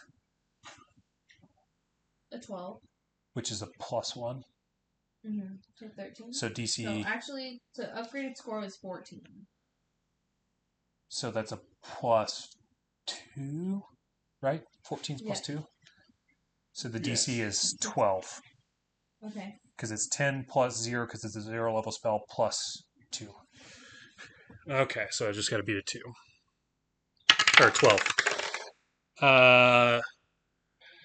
All you're really able to pick up off the detect thoughts is more or less she's kind of like, I swear, the amount of people that come here trying to get shit for cheaper, even though it costs more.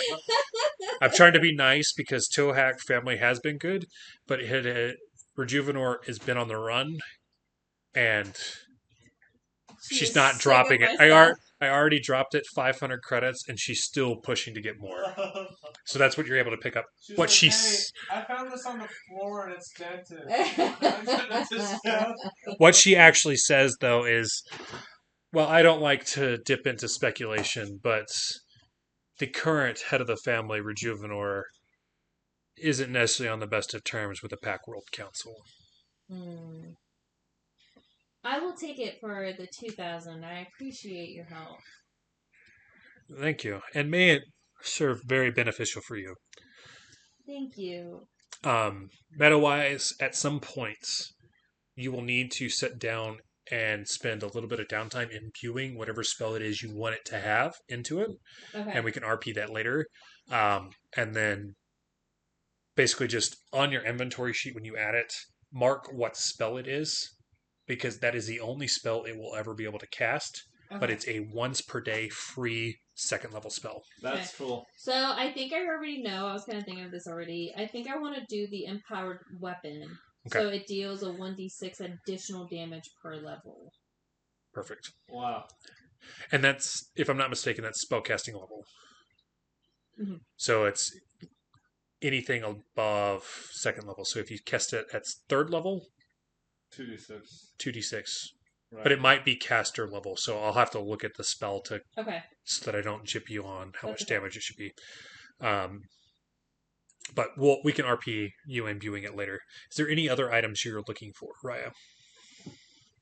I think that's it because I don't have much left. Okay. All right, John.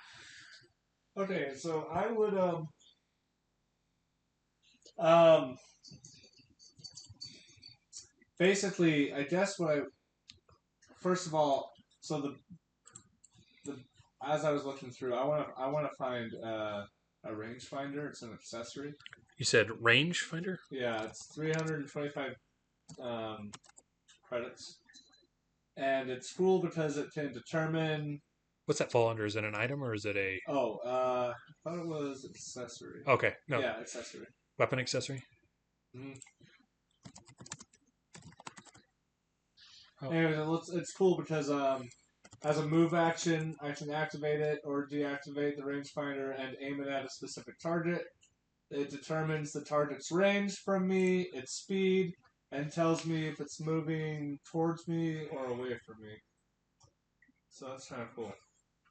And I just want to put That's kind of cool because, it kind of gives you, like, intel on, like, how quickly they can close distances and stuff. Yeah. And it's only a level 1 item. Yeah, so I want to pick that up, throw it on my boomer rifle. Okay. So the shot for weapons, and this will include the accessories as well as any other weapons you're looking at. So it's specifically any of the melee advance, all of those, plus weapon augmentations, weapon accessories, any of the associated. So like it'd be your one-stop shop for scopes. Gotcha. And I was this close from getting up a scope, but the only one I could afford I didn't want. Okay. Yeah, so this would be Santorini weapons. There's no real special one here, but it's this one's a legit robot, so it's kind of a legit blocky sort of thing as he Right. walks up. How may I help you, sir? Yes, I would just like. Sorry, it's just funny. It's two robots talking to each other. I just picture Star Wars like beep beep beep. Yeah. Beep, beep, beep. Or just all... And then you have C-3PO like talking. Yeah. What type of language is that? Actually, you know what? Is that what you want? That's what it's going to sound like. It's going to be a bunch of beeps and boops and different mechanical sounds. Perfect. I would like the rangefinder, please. And that will be it. Easy enough. He brings it back. That'll be 325 credits. Perfect. And I'll just give him the exact amount. Perfect. In addition to that, so I couldn't find how much the armor that I have right now and what it costs. Because it might not be the same. What one are you looking for? What I want to do basically, because up until this point, I've sort of described John's character as somebody who, my leg, chest cavity, are all my parts aren't from the same model, you know. All right. And so my intention is to sort of I guess finally throw away my underwear that have holes in them, and buy new underwear. Okay. Unless you're buying a different type of armor. No, it's going to be the same exact armor. I just want it to basically just. What I would say is instead of necessarily having to buy the set of armor again, mm-hmm. There's a it's Minx's restoration shop. Sure. And he specializes, and it's this little skittermander, so it's like this little pink creature with 6 arms. And his whole shop, what he does is he retrofits the people that come in to make it where it looks all standardized. He's like, hey, homie, you want me to... you want me to pimp your ride? Oh my god. Sorry. It's an Ice Cube robot. Think more like Stitch's like cousins. Sure. Like so, it's like one of those like pink fluffy sort of like creatures. Okay. All right, buddy, let's see what we can do here. You want to standardize? You want it all fire engine red, or do you want it all black? Oh shit. You know what? I want to do all black and keep the fire engine red arm.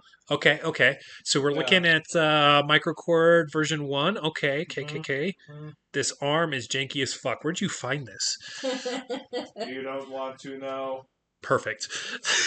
I pulled it out of a dead creature's ass. Well, I said I didn't want to know, and now I know.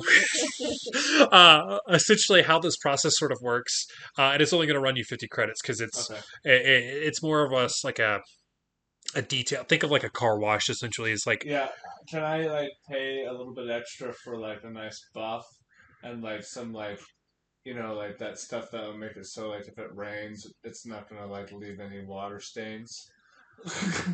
Oh, so you're wanting the upgraded performance. Not very many customers even know that this exists. Oh my God. So not only are you going to shine like the fucking star at the center of our solar system, this baby is going to give you a polymer outer casing that lasts for at least 2 weeks, and it's going to make it just that extra little bit of buff.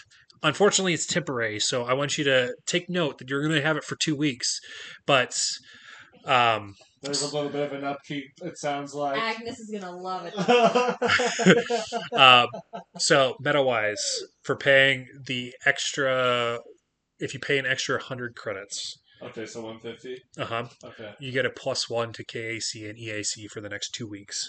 Oh, perfect. Because you have like this extra polymer, like. Stop. Yeah, I just like I'm looking like super fresh, like no more rust. I don't sort of squeak that much when I move around. Yeah, so essentially it's like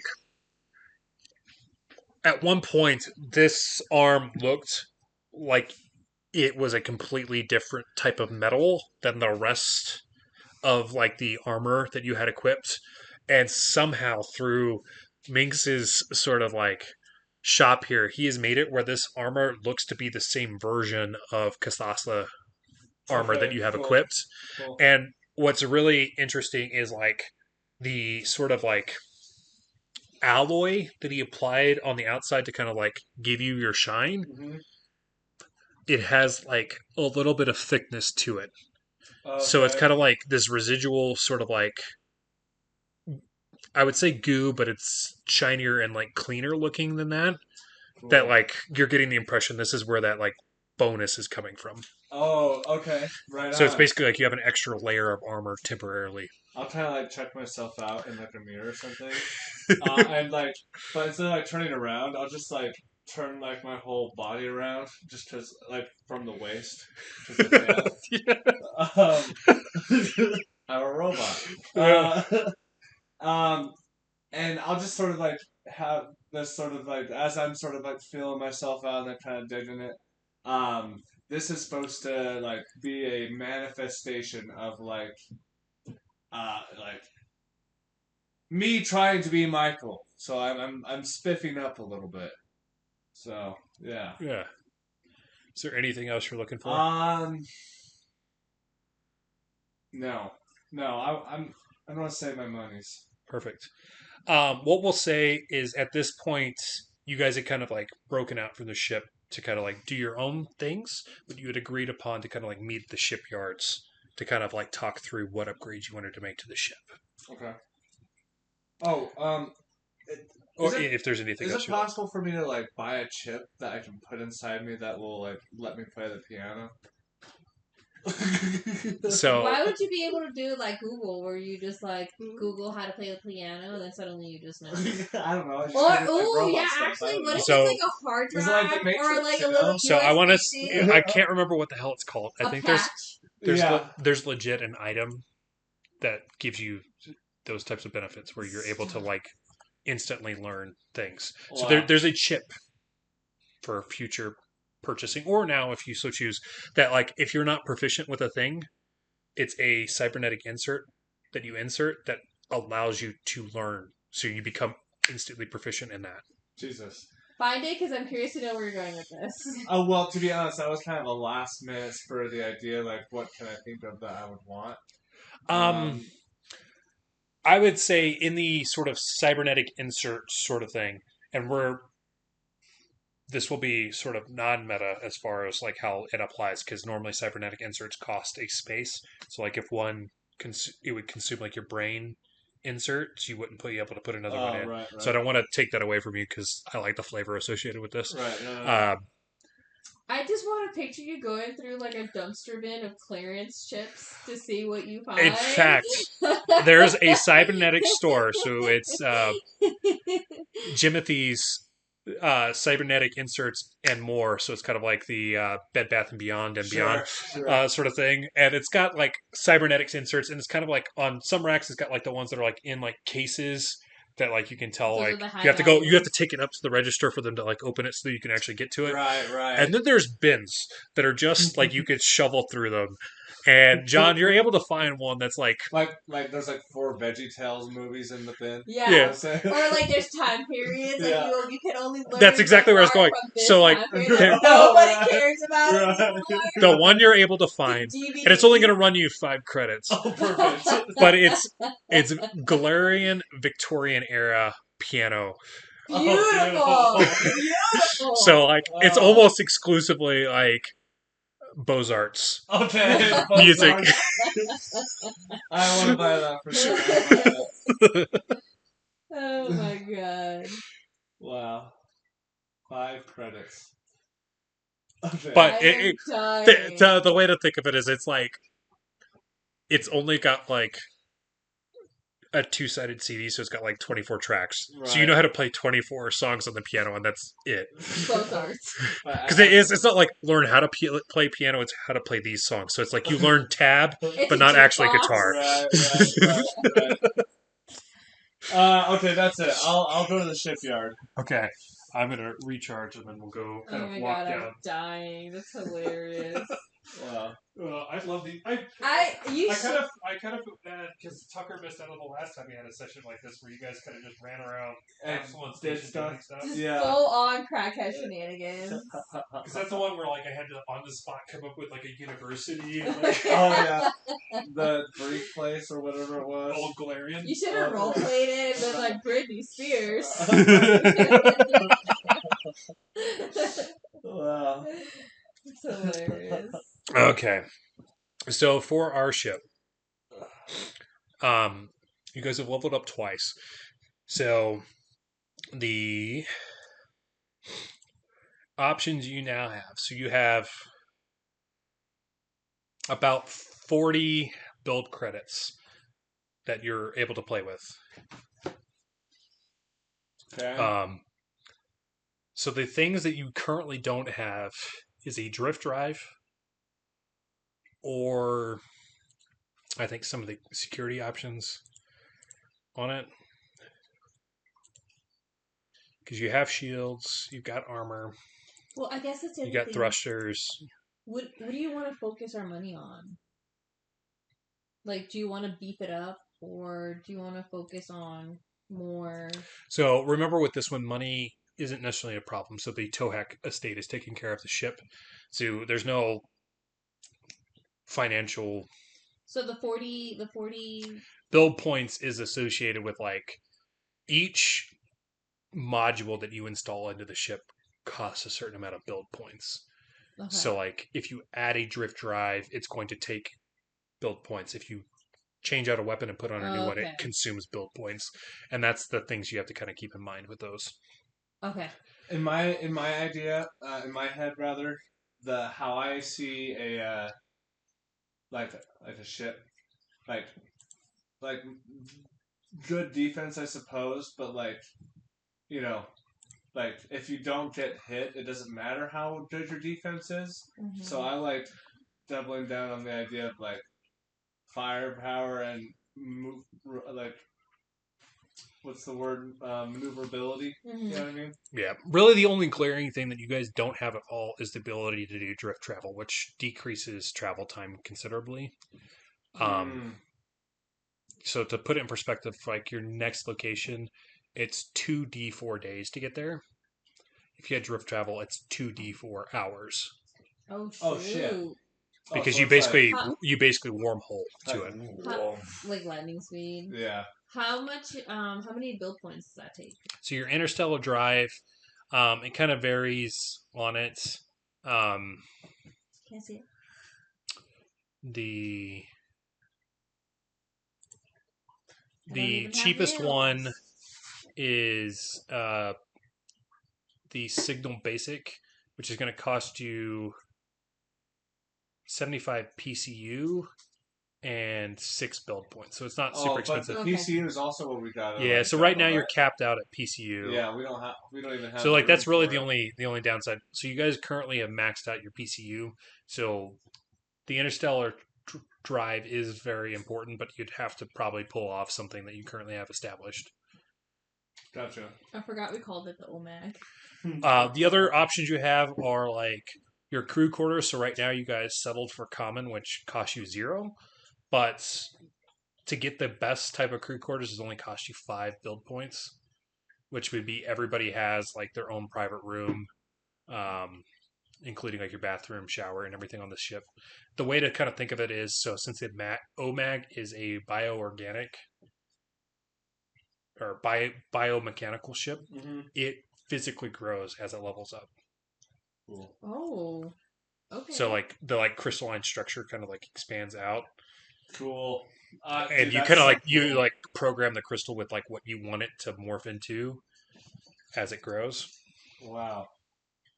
That's so cool to me. So that would be an option if you are wanting to kind of use some of them. The other things are like if you trade out, like we were just talking about the defenses there, so you could upgrade some armor, because armor only consumes build points. It does not consume any PCU. So you're currently setting at Mark IV armor, which gives you a +4 to AC. And it only costs you 15 build points. To go up to Mark V is 21, so it's only an increase by 6. To get Mark VI, it's a 12-point increase. Out of 40, so I think we'll be okay. The only downside to this is because it gets a little bit more bulky is once you dip into Mark V, it gives you a +5 to AC, but it decreases your target lock, so it makes it easier for like missiles and stuff to lock onto you because you're a little bit more bulky. We're like bulkier. Yeah.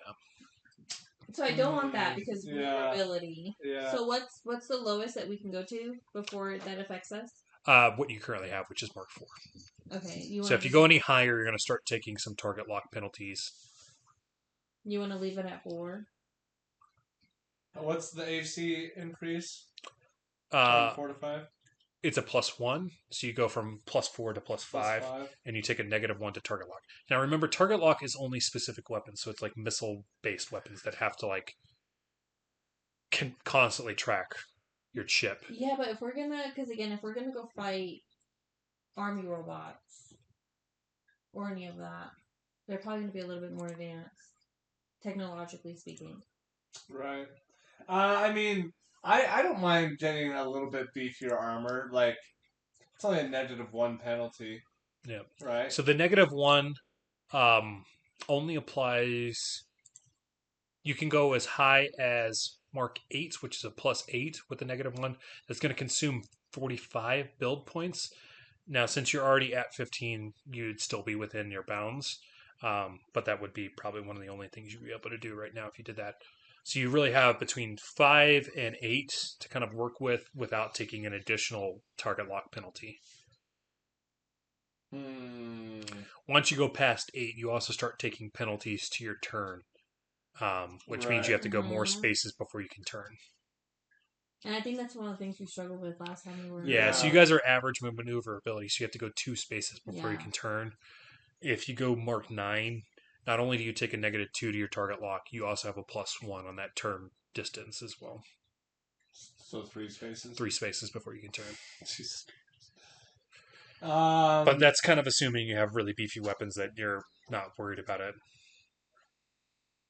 So outside of armor, if we wanted to add anything, we'd have to remove like one of our weapons or something. Yeah, so as we kind of like work down, you guys could upgrade your power core if you want, which would give you more PCU to play with. Mm-hmm. So you're currently working with a Pulse Gray, which gives you 100 PCU, and it only costs you 10 build points. You guys could let me filter this to medium size so that I don't give you bad info. So the other options that are kind of within your, let's see, you've got 38 build points to play with. So you could take the Magic Power Core, which would give you 300 PCU, Oh. but that's 35 build points, so you wouldn't have a whole lot of build points to work with after that. So, like, while you have more PCU, anything that also We'd have costs to wait build. till the next time we level up the ship. Yeah, there's an Arcus Maximum that gives you a boost to 200 PCU, an Arcus Ultra that gets you to 150, that's only 15. There's also the Nova Light, which is 150 for 15. Because we're at 100 right now, right? Mm-hmm. Yeah.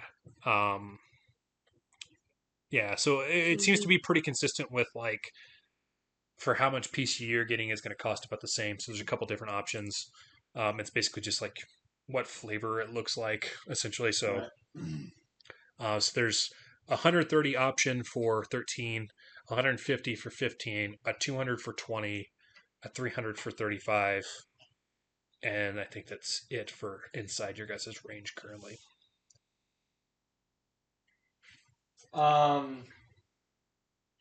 I kind of like the idea of upgrading the core.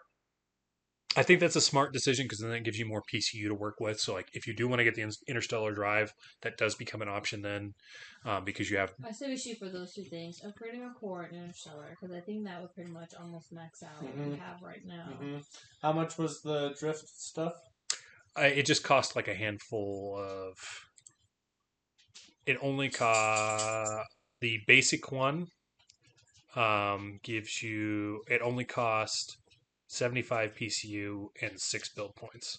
So you, between the stellar drive and the drift engine or the stellar drive and the actual core, it would be 6 plus whatever the core is what you need to work with. And then if you're wanting other things after that, you need a little bit more play. Well, part of me wants to like invest in core now with the drift. Okay. At this level. So to be able to 200. So to do both, the highest you could go on the core would be the 200 for 20. Well, there's a couple flavors. So you have the Arcus Maxim, the Nova Heavy, the Pulse Blue. I guess there's a 250 for 25 as well. That What are the differences in name though? it's basically flavor. Aesthetics. Yeah, like who the manufacturer is. As far as like mechanics go for the table, there's no difference between them. Okay. I'm okay with that. Yeah. I don't want. I don't want to be just like taking control of all the decisions here. But if that's what you're down, because like the way I think about it is like we definitely need to be able to travel faster to places because like yeah, if we need to hurry and get somewhere and we are like fucking a week out, it's like anything can happen. But then like also investing in the core so the next time we upgrade the ship we can have lots of things to add to it because we have the what was PCU? Yeah. So the big thing is the PCU. So you're not going to be able to put new things on without getting a higher power cord. Yeah. I'd rather do that than beef up our stuff because I think we did okay maneuvering around, so I don't want to lose that. Yeah. I'd rather spend the money upgrading the PCU and getting the light speed. Yeah, because to keep it in perspective, is the PCU is also going to let you get better weapons. Yeah, later on down the road. Yeah. Okay, so is there a specific flavor you're looking for? Do you want the 200 or the 250? So there's one option for 250. There's 3 different options for 200. What's the differences in the light speed? Because can we get a better light speed than the one we're? Yes. Let me. Sorry to make you flip flop back and forth. Well, no, that's yeah. That's because if we could drop down to 200 but get a better light speed. Or I don't remember the mechanic with the engine rating. Because I think that might make it even shorter on the travel time, and I can't remember that one offhand. So the cheapest one is drift engine rating 1, and I don't remember.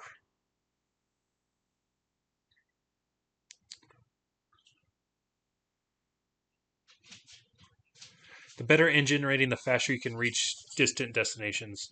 I can get you specifics whenever it becomes relevant. Which, I mean, will probably still be the session, but it'll give me time on one of the breaks to kind of look it up. Okay. So drift rating 1, there's a hand. Let me filter this so I can. Yeah, currently we don't have any drift rating or drift engine, so. So there's only one option for engine rating 1. There's one for engine rating 2, which requires 100 PCU. So the only downside to going up is then obviously you need a bigger More buffer. PCU. Yeah, so if you go to drift, the basic drift rating, you guys can kind of get either a 200 or a 250 and still have enough to make that happen, but you don't have a whole lot of play. If you do the 250 and engine rating 1, you have a lot of, I would say probably about 60 to 70 PCU to play with. Whereas if you do engine rating 2, you don't have more than 25 PCU left over after that. That might still be a new weapon or something, right? It depends on the. Maybe if we did the 75, but because how much? Yeah, I guess that might be so. A lot of your weapons, of the weapons you have installed, you have a 5, a 10, or 3 10s. So of your weapons, you might be able to get 1 or 2. If you're upgrading, it might be only 1. Right. So I guess we have to ask ourselves, how much do we value the PCU? Well, it's the PCU, or more specifically, I would say how valuable is it to get. I guess let me look this up because I think this is what's going to determine whether or not you care. Is how much of a boost is it to go from drift 1 to drift 2? Okay, yeah. I mean, we can just take a quick little break now. Yeah. Okay, fine. Go refill my snack belly. Yeah. So what I was telling Raia on the drift engine, I got it a little bit mixed up. So the drift engine, the power really lies in when you guys are going across multiple star systems. So solar system to solar system. So not within the same star system? Yeah, the way to kind of think of it is how the interstellar drive works is it's folding in space.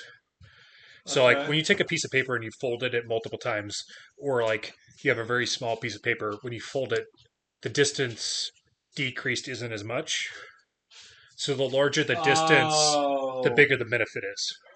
Right. So the way I'm going to rule... But even though it's the scale of the universe, or a galaxy rather, it's not necessarily as the scale. Yeah, so solar system is relatively small compared to a galaxy, which is relatively small compared to what... Yeah. Right. So how we're going to rule it is, if you're using it inside the solar system, it's 1d4 between planets. Okay. An interstellar drive would make it 1d4 minus 1. Okay. Uh, Cool. If you boost it, so if you got a level 2 drift engine, it would 1d4 minus 2. And how we'll Okay. kind of work it is if you roll like a 1 and it's a minus 1 and it becomes 0, what that really means is it's like 12 hours versus 24 hours. It's like on a smaller scale. Gotcha. So how this works is it kind of opens up a portal and you enter into the drift, which is its own realm. Yeah. So its own plane of existence. Specifically, it's its plane of existence owned by Trion, the techno god, Oh, which is shit. the three-headed Wait, tech. gods and stuff like that are. That's Besmara is. Oh, yeah. Yeah. Duh. So Triune is the technological god, and it's a three-faced god. It used to be three separate technological gods that merged into one, Cool. and that's who created the drift, or at least manages it. So I feel like we're entering the TVA. Speed Force? Yeah. yeah. So if you enact a drift engine, you kind of like have to activate it for an hour, and it kind of like calculates the distance, Mm-hmm. and then you enter in, and however long travel time is how long you spend in the drift. You can have encounters and stuff inside the drift because you're in another plane of existence. There's still things there, Right. but it's shortening the distance essentially. Okay. Cool. All right. So to help you make decisions. So what I'm getting is the benefit of getting a high level interstellar engine or even an interstellar engine at the moment might not be super important Yeah. because you're not getting a huge bang for your buck out of this as far as because like ultimately you're only reducing travel time by a day. Do we say our build points saved throughout levels, or is it they just refresh every level? So build points are based on whatever level you currently are. So whatever build points you don't use are still available. So like if you use 10 build points right now and you had 20 to play with, the 10 that you didn't use are still available until you upgrade again. So Yeah, but we don't have to deal with money right now. Yeah. So that's the and the build points isn't the problem right now. It's your PCU. So what I'm Yeah. getting at is like if you're worried about how much PCU the interstellar drive is going to consume, you might not even need one because you're only going to reduce travel time by a day. We still need PCU. So the power core is But- what I would say is the most important thing to get right now. The power core? Do you think we should double 'Cause that's down gonna- on the power core? I don't know if we need to double down, but we definitely need at least 200 Yeah. for Well- future instances. 200, 250 if we really wanted to. And then we can focus on our weaponry if we want. Yeah, because the heaviest you guys can go right now without exceeding your build points is 300. But you could do 250 comfortably and still have a little bit of build points to play with afterwards. But you would have a buttload of PCU. You'd have almost you'd have about 100 build points to play with, or 100 PCU to play with, but you'd only have. So if you did the 200, you would have about 15-ish build points to play with, but 100 PCU. If you go the route of the 250, you're going to have only about 10 build points to play with, but 150 PCU. If you go the 300, you're only going to have like 3 build points to play with, but you'd have a You have such a 200 vocal PC. cat. Yeah. I was about to say, yeah. I can't. I am so distracted right now. I'm so sorry. No, If no, you you're see me good. gloss over, it's because I'm listening to your cat. Yeah. So I think Actually, that we go with 250 because we still Yeah. have 10 build points. Yeah. We're meeting right in Okay. the middle. Yeah, I think I agree. okay for there's only one option for the 250, so it's the Pulse Orange. Cool. We're gonna install that. Do we write it? Uninstall your Pulse Gray. I'll update the Starfinder sheet later, or like the actual ship mod later. Okay. With it, I'll have it up online. So if we do any Starship combat, I can kind of go off of this for what you guys are looking at. Okay. So that's going to give you exactly 13 build points to play with and 141 PCU to work with. Cool. Because technically, at some point, we went slightly over on PCU in our original build. So Right. Yeah. Yeah. Then do you want to go ahead and look at weaponry? Do you Yeah. want to upgrade the weaponry we have, or do you want to look at different weaponry? What's the neighborhood look like as far as build points go, as far for upgrades? So weapons kind of get interesting on this, is because like they're not necessarily upgrades, but there's different options on like what ones you can do. Let me try and look at damage. So right now, your heavy hitter does 3d8, your secondary does 3d4, and then you have one that does 1d4 and one that only does um, for it does damage based off of your force field. So it can do up to 20 damage. It's like the branding thing or whatever. Yeah, so it can do up to 20 damage, but it consumes your shield to do so. Right. So if your shield doesn't have 20, it only does what your shield has. And then once you've used it, the shield is gone until it recharges. Right. Right. So no upgrades for the weapons per se? there's some. So like if you wanted to replace your arcane rail, there's some that do more damage. And really you're running the best one as far as damage goes that I'm seeing that's within your guys' because you have 13. Arcane Rail, that's not our missile. No, It, what the arcane rail has is it's a guaranteed hit. It can't miss. Oh yeah, that's right. It's like the magic missile thing. Yeah. Yeah. Okay. Or no, I want build points ascending. Oh, they don't have that as. Flak thrower is the one that's a projectile, right? Yeah, like the big old like. So the flak thrower. Shrapnel. Yeah, yeah. Think of kind of like shrapnel. What's special about that one is if there's a target lock, if it's about to hit, the flak thrower allows you to roll a gunnery check against it to destroy it instantly because it's got a short range on it. Oh. Okay. So like it's kind of like anti-target lock, assuming it's in that sector that the flak thrower was in. Gotcha. Which you guys have it in your starboard right now.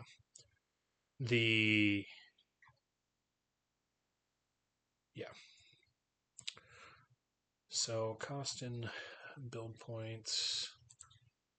The heaviest thing you can go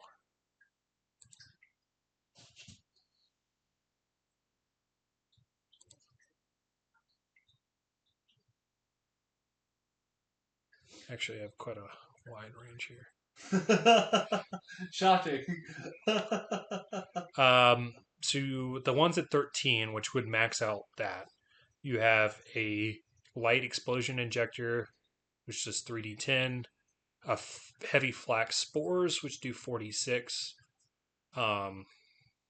Wait, this is a flak?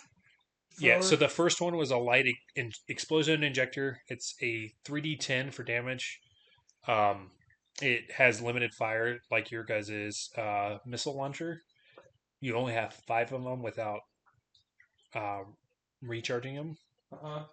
And then it has a burrowing modifier, which you would have to look up what that one is. Burrowing? Yeah, Just like instead of maneuvering around an asteroid field, we just like drill through it. I think that's one where you can use it as like an attack pod where you like go in. Oh yeah, like put a hole in their ship. Yeah. And suddenly, shit's not listening. Starship properties.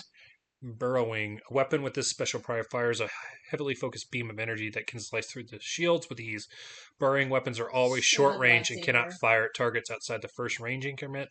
When a burrowing weapon's beam hits shields, apply half of its damage to the shields and the other half to the target's vessel hull points. So you kind of bypass part of the shields. If any of the damage applied to the shields depletes those shields, apply the remainder of the ship's hull points. So just, yeah. So that's actually kind of cool. Yeah. So that one allows you to bypass part of the shield. I like the way that sounds. Are we replacing the flak thrower with that? Oh, but we'd have to replace the flak thrower, right? You would have to replace a weapon. Oh. So the okay. ones I would recommend is either your ramming, so your I've never liked the ramming one. Mhm. or your arcane rail. I don't want to get rid of the arcane rail. Yeah, because that's just like That's It's immediate. guaranteed Yeah, 1d4. I was gonna say it's guaranteed. Okay, so you I'd want to throw rather this? get rid. I would rather get rid of that. wait. So how much damage is the laser the burrow? The burrowing Yeah. is I just lost it. 3d10.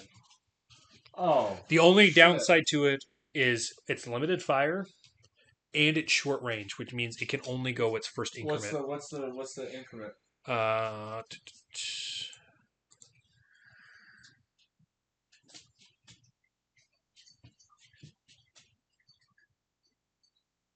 Uh, 5 hexes, which is the same as your. Flamethrower and pretty much everything except for. Well, actually, no, just the flamethrower and the arcane rail. Well, the flag thrower, 5 hexes, right? yeah. But the difference is this one cannot shoot past 5 hexes. The flak thrower and the arcane rail can shoot further with a negative fire. They're gonna move by the time the shrapnel gets to their ship, anyways, right? Because it doesn't move all 5 hexes in one turn, right? Yes. So if it's in its range, What am I thinking about? so like the target lock, when you look at those ones, so like your missile, its range is 20 hexes, but its speed is 12 hexes per round. So it can target something 20 hexes away, but it can only move 12 hexes at a time, Gotcha. sort of thing. Yeah.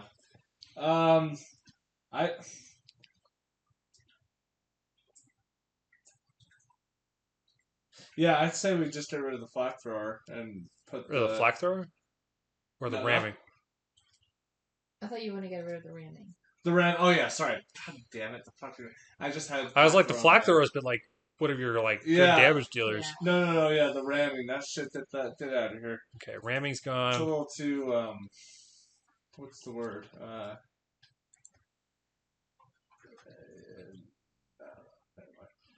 My brain's trying to shut down. It's the fuck. What the Is word it the is? whiskeys? No, it's the. It's redundant. Oh, actually, you might Because be able to. the shields are so valuable. Yeah. That seems like a last ditch effort type Yeah. of Let move. me. I might have misspoke. You guys had the option of throwing a heavy weapon in here, so you might be able to keep the ramming prowl and add that. Oh. I mean, I still think I would rather. Would you want to replace the ramming prowl with one that does straight damage instead of shield damage? Yes. Yes. Well, I like the burrowing thing because, like, What I'm meaning is, you have a heavy weapon and a light weapon on the forward. oh, So I you see. actually have one more weapon slot available, Oh, I see. Okay. and you have 13 build points to play with. And this is not like, is that including the? That's with me replacing and not. Oh, okay. So at 13, let me see if I can add a filter that puts in just heavy. Does that affect our speed or movement with the heavy weapons? It's just the type of weapon it is. Yeah. At 13, that gives you heavy flak spores, which is 46, drone launcher, which is 5d8. Oh, actually, that one's restricted to a specific type of. There's an EMP cannon, and then there's some ones kind of moving down. There's a gravity twister launcher, Ooh, which does that? 8d10. So it's a gravity tether associated with it. It's a 60 damage on average right there. Yeah, it's pretty high. What is that all Can we about? Let's grab look it? at- yeah, Is that let like me- full blown Hulk, like where you just grab So it's it? limited fire and gravity tether is the other one, it says.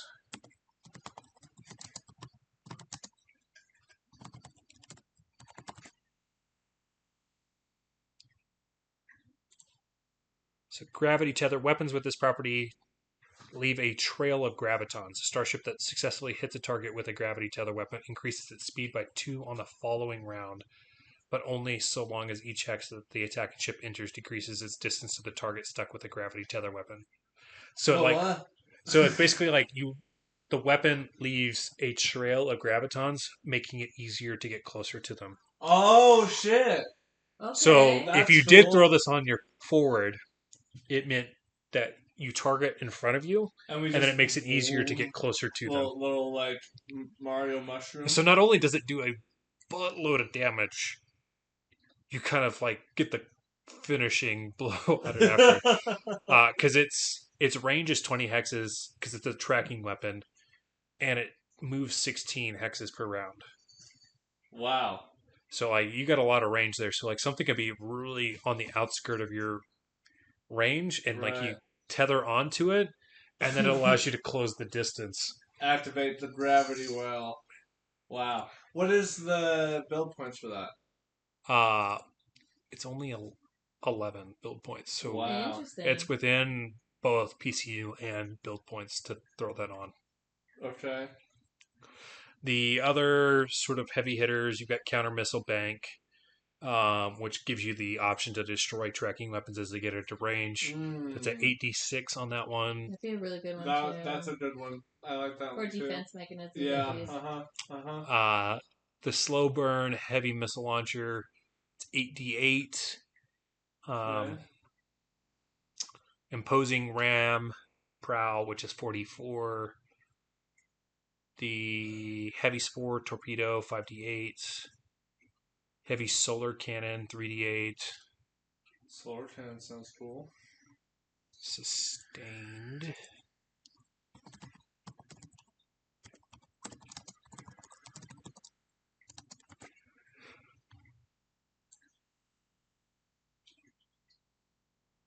Oh.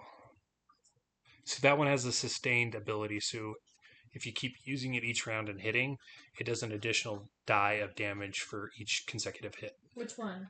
The solar cannon. Oh, okay. That's cool. So it starts out at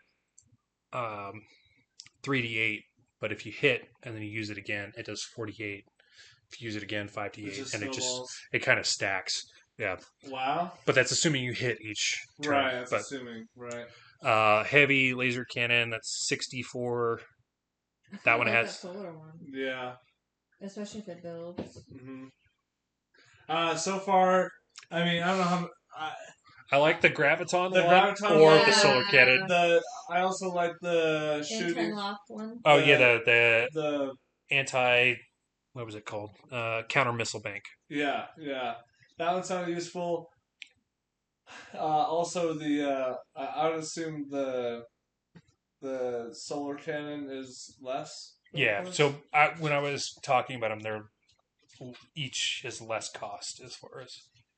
The solar cannon gives you more to play with, but you're only going to be able to get one more weapon either way. So. My vote is the solar one or the graviton well. That sounds pretty cool. I think we should do the solar one. Sure. Especially because it keeps increasing. Yeah, I like each that. round. Yeah. Perfect. Let me throw that into your guys' forward. So we have 2 forward weapons? Oh, I guess on both sides of the ship, right? No, so they're both in the forward arc. Oh. So in your forward, you now have the light explosion injector. Mm-hmm. So if you want to erase the ram. Yeah, the light force ram.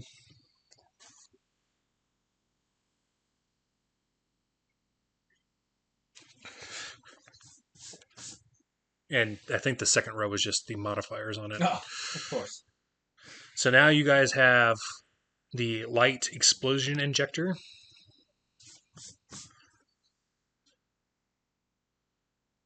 Watch your handwriting be super nice. It's not that great. Light injection? Light explosion injector.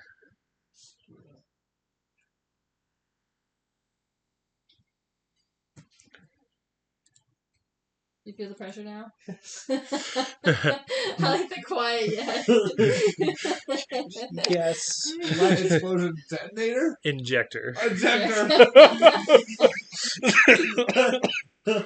Sorry, everybody.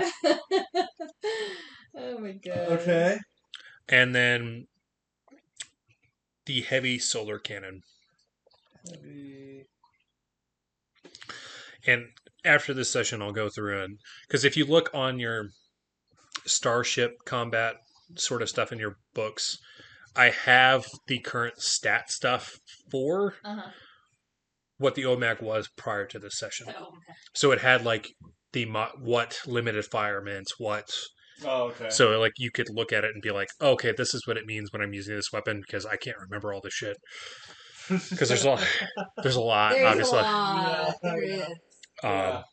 So if we use any of these, obviously I've got it pulled up so I can kind of work through what those are.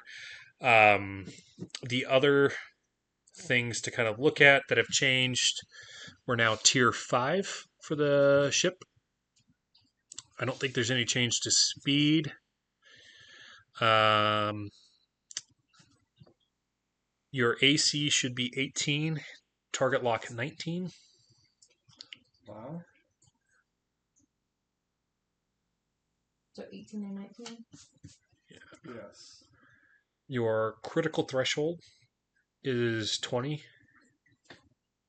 And that, so if you remember, critical threshold is like how much damage you have to take before a system might start fucking out. Right. Your max HP is 100. Whole points? Whole points? Okay. Yeah. 100. Don't mind if I do. Yeah. Digit Probably update that one too since we're increasing. And then I don't know if anything else has changed out of that. Your shields are Aeon 30. Computer bonuses +1 4 times. You should have 9 shield points in the forward, 7 in the other 3.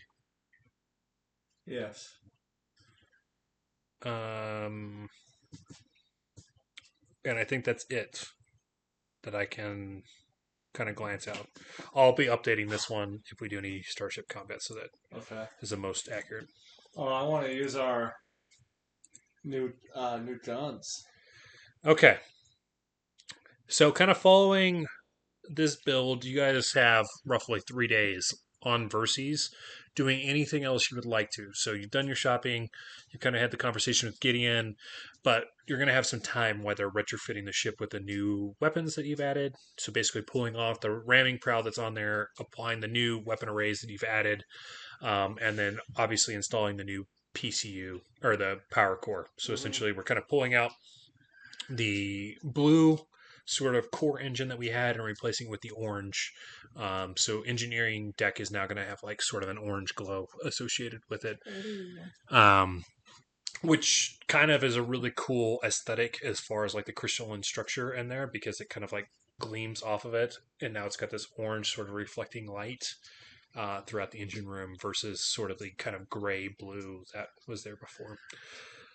But I'll kind of let you guys. Is there anything else you would want to do during this kind of like 3-day downtime? Yeah, I want to show off my new threads. So I'll find. Let's see here. I just forgot your character's name. Raia. I was gonna say Sarah. Like no, that is your real name. I'll find Raia and like kind of sort of jet up, jet dash up, and be like, so I decided to spend some credits on myself. What do you think? And I'll kind of like just do like a very slow turnaround. Just shuffle. Yeah. Wow, Master John. Yeah, I went. Maybe we can think about the whole master part. But yeah, I thought all black with the red arm might display some confidence. Are we on the ship? Sure, why not? Okay. Hey, Agnes. Oh, God. What do you think of John's new parts? He looks the same with a slight gleam. Is there A something else gleam. different that I'm missing? The gleam. Definitely the gleam. I think we need to just update her drivers. And you kind of like see like her eyes kind of like, I am up to date, John. Well, maybe I could have gotten something a little bit nicer, but yeah, I did notice the carving of my name in your arm seems to be a little bit more refined before you left as well. yes, what do you think about that? I'm still deciding what the implications of that decision entail. As am I. Um, uh, can we go into the holodeck and like have it create some sort of like the bar in the hotel from The Shining? You know what I'm talking about? With You can't. I don't have reference because I haven't watched The Shining, so oh shit, just like the 1920s sort of like scene with the bar and the Do you want a You- robot I was- bartender that just like whoops well, down because the there bar? already was one. Jimmy Two Shoes. He's not in the holodeck though. In your guys' like recreational area, there is a bar, and he's like a 19 styles. That's right. That's Yeah. right. Yeah. Okay, yeah. Which was funny because he's Jimmy Two Shoes and he doesn't have any legs. That's right.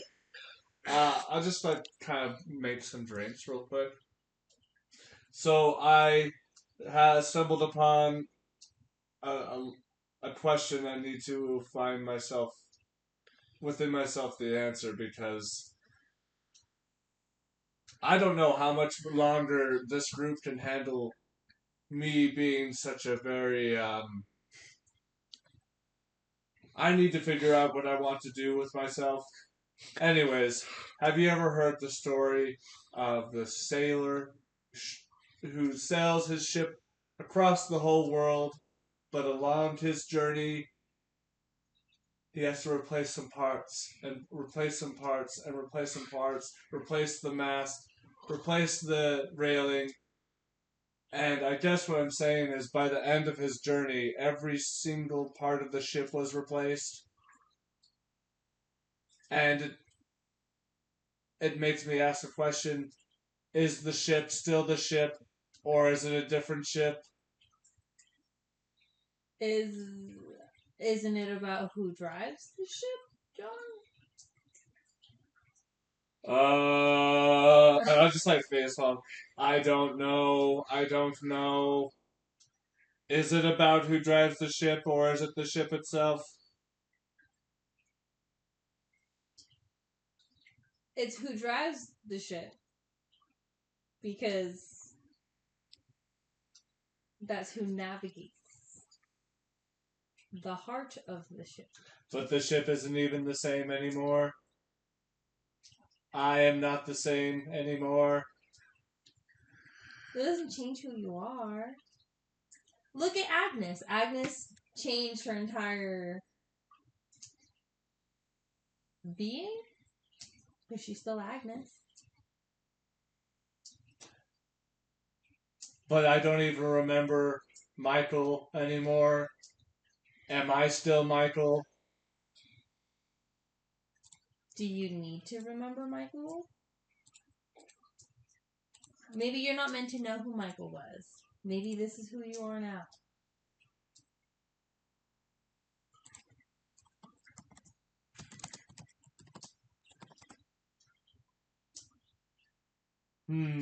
What do you think, Two Shoes? As he's kind of polishing the same glass he's been polishing the whole time. since you guys got into this ship. Well, it's a little bit out of my normal bartending repertoire. I think the real thing you got to ask yourself is, does it matter who you were before? Because does it really impact the decisions you're going to make moving forward, or is it the experience you currently have? But that's the thing. Life is just an accumulation of experiences strewn together. And if I'm somebody who is missing all of the gathered up life experiences, What's wrong with the life experiences you currently have? You're also a computer. Couldn't you learn some of these experiences? There's a really good movie that Shanti was telling me about, 16 Candles or something. 16 candles. It's been a minute since I watched that movie. You know, he goes on about these stories. I have no idea. I haven't seen it personally. So, Is that gonna matter? That doesn't change who you are to us. You're still John to us. but I don't know who I am.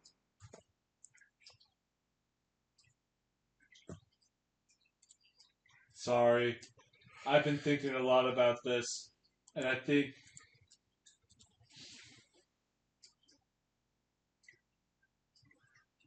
a part of me feels indebted to my past self to follow through with all of this. To follow through? Follow through what? I don't know. I don't know what that's supposed to mean or what that's supposed to look like. Well, I'm just a bartender, but until you have more life experience or information on who this Michael was that you're so infatuated with, does it matter? Until you have more information to go off of, shouldn't you be basing your decisions off of who you are now? Plus, what if Michael was boring? I bet you he doesn't have the flamethrowers that you have. I mean, I guess just a part of me somewhere deep inside my coding feels a little weird because it's not like I was a computer the whole time. I used to be a Verthani. Verthani, and that feels significant. I don't know. I I feel like I'm going in circles over here a little bit. Well, I don't think anybody's saying it isn't significant. What we're saying is you pick the best parts of both. The best parts of John, the best parts of this Michael, and you make the best you out of those. Plus, Agnes likes this version of you.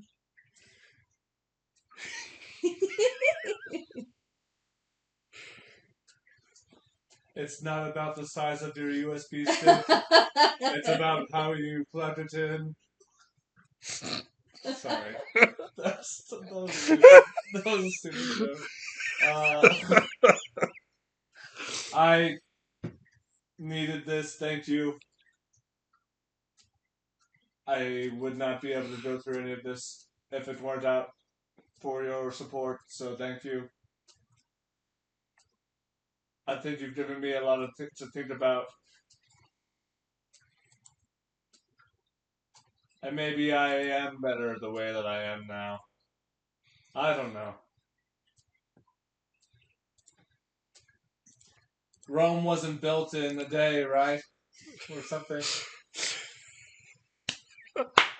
Jimmy, was Rome built in a day? Are we referring to the old Galarian Rome? Yeah. Yeah, the old, yeah, exactly. The ancient texts. I get up and immediately start walking. All right, then. I wanna go fix the orange corn. Yeah. Okay. Anything else, Raya, John, for because you guys have roughly 3 days. So if you're wanting to claim a beach house, do anything in the mansion, explore any of the rest of the estates, you have some time. It's more if you guys are wanting it. You kind of covered a lot of the things I expected to, but okay, time out on video game. I will say you keep mentioning the beach houses, and I low-key feel like that weird person. It's like, are you saying it for a reason? Am I missing something here? To dispel any sort of concerns, it's literally if you wanted like your own house on this estate, or if you want to have a room like that. That's It's literally. just me and one of the clawfoot toads. Yeah. It's in a No, different no. clawfoot To- tub every single day. To be honest, it's like, oh, there's 3 Cheshire chests. You're like, one of these bitches is a mimic. Why not? I'll stay in one of the beach houses. Why not? You're more than welcome to. You also own the mansion. Yeah, But he's not feeling himself right now, so. yeah. Gideon and his staff would be more than happy to set up a beach house for you if you'd like. Basically, just bringing it up into standards because if you remember, it was a lot overgrown. Mm-hmm. And you are basically the master. So basically, one of the whatever one you want. So like prime real estate where it's like 200 yards to walk out to the beach, or one of the ones that's a little bit further up on the ridge. Whatever your preference is, they're gonna clean it up, make it where like it's kind of like the image I've got is like Maldives. So like there's even beach houses that have like the sort of like docks that go out further into the water. So like if you wanted to jump right off into the water, you could. Okay. I want it to be where you're trying to get away, but Gideon is still there trying to fix it up and make it like master worthy. Yeah, yeah, so, like he's got it set up, and he's like, you can move in, but there's still like people coming and tidying it, like bringing in towels and stuff, even though it doesn't make sense for you. Folding them so they look like birds or something. Yeah. Yeah. Also, and bringing in like bath stuff where you can't even do anything with it. Yeah. So like, I'll just like walk into like really nice like Airbnb basically, and just go, wow, this is nice, and just go straight to the closet and just stand in it and go into Stacy's home. And It's like like you said, like Bender, where like his apartment has a back room that he doesn't use. That's actually like an apartment. The rest of the apartment. Yeah, so I'll just like go in the closet and just say like, this is the life, and I'll just like eyes turn into like an hourglass flipping over itself.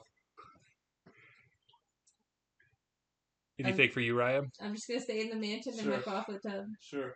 Continue fixing the core. Sure.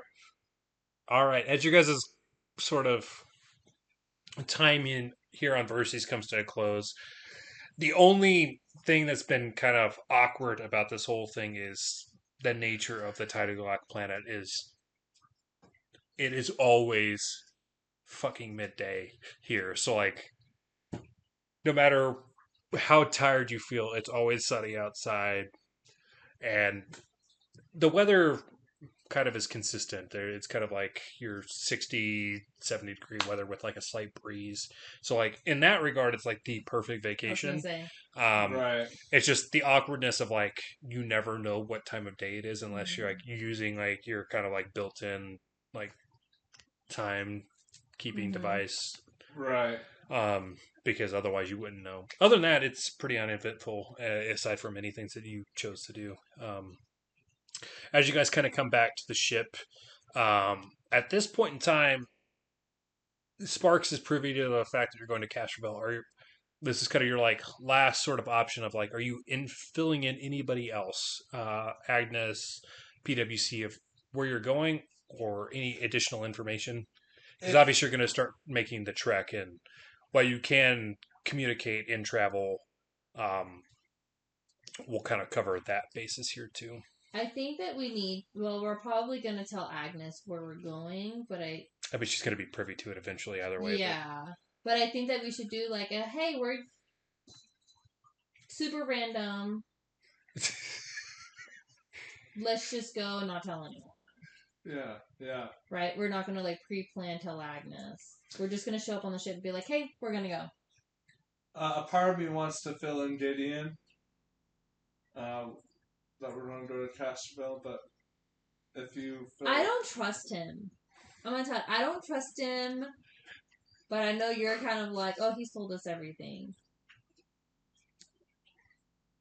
I don't trust him. But then again, that's just my paranoia.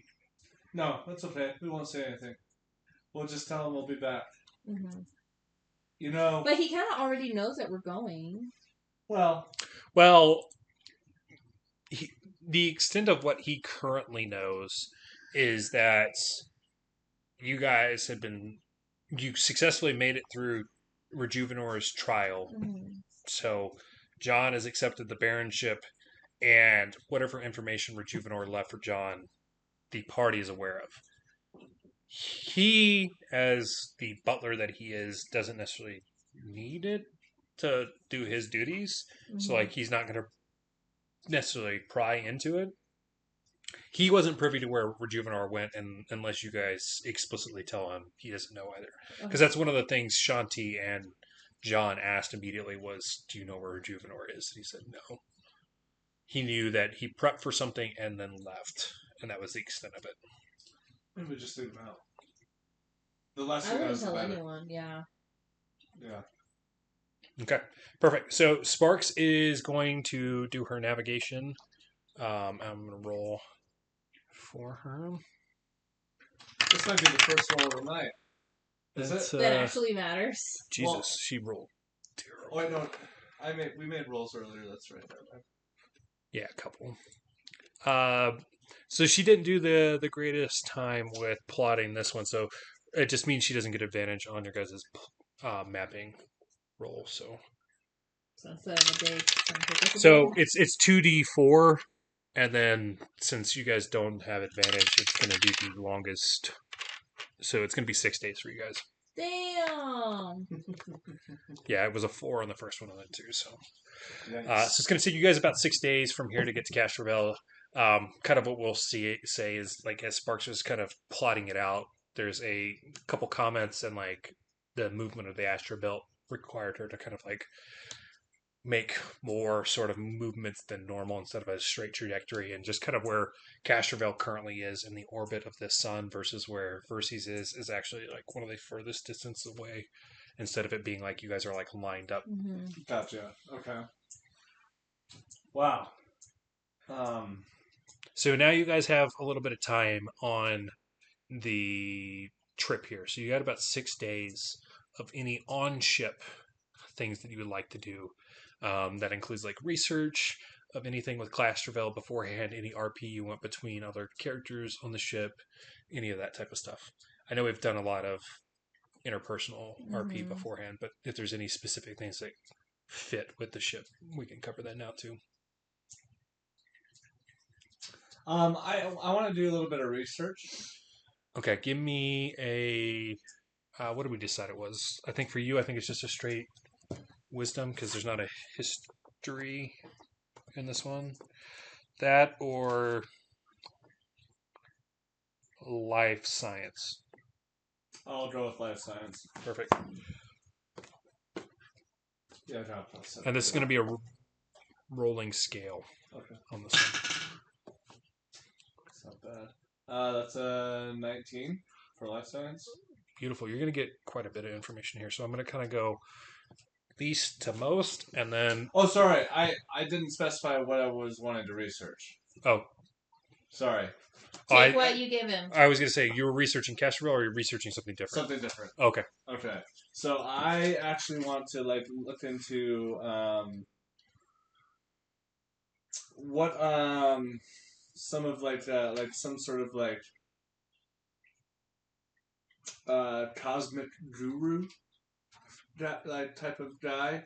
I don't know. I'm thinking of that one guy from Avatar who helps Aang unlock. Oh, unlocking.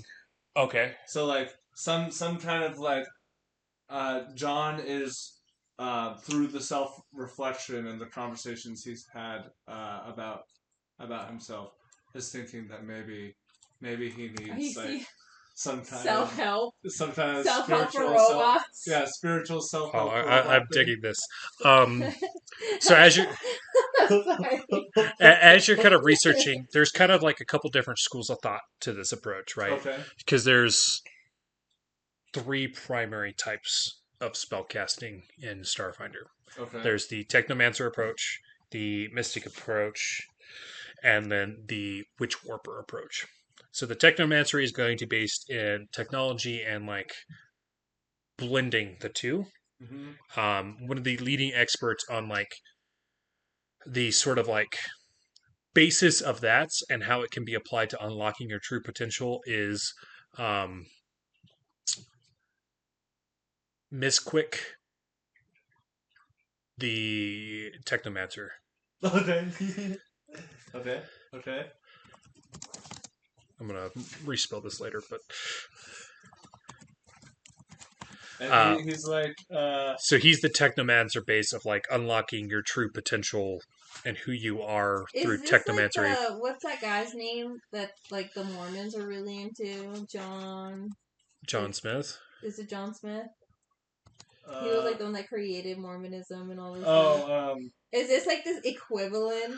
No, this is going more with the Avatar route that he was kind of pulling from, where it's like it's this person that's like super spiritually inclined. Okay. This version is just he's technomancery based. Okay.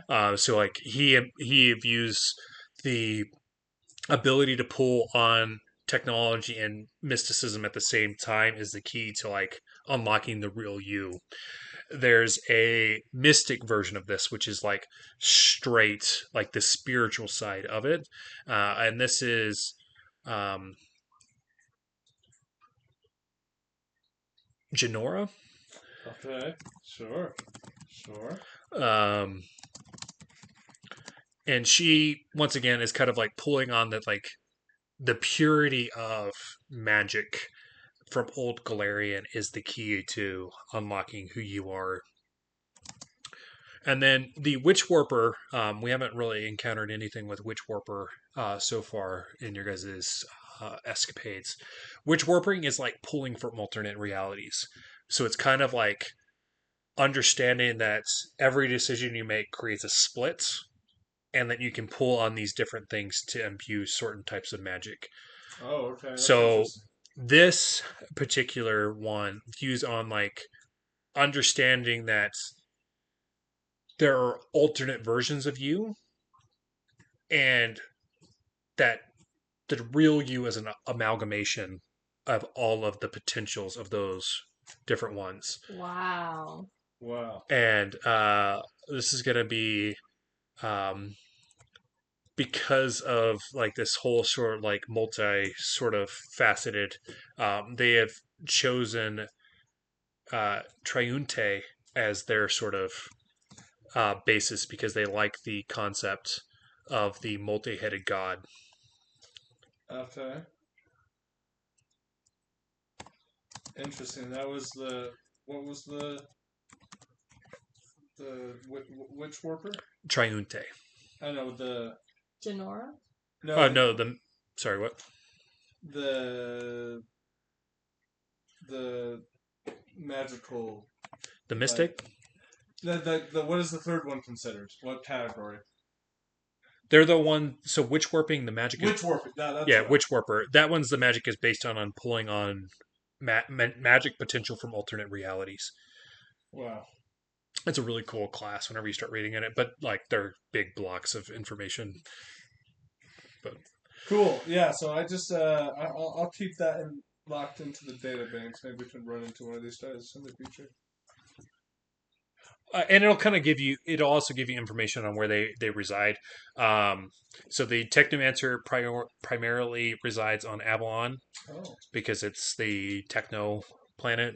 The Mystic, he goes on pilgrimages a lot. Mm-hmm. The last report was that he was on Absalon Station for the seminar that Raia was at, but they haven't heard of where he's traveled since then. Okay. And then the Witch Warper was making a trip out to the furthest planet, which I'm blanking on right now.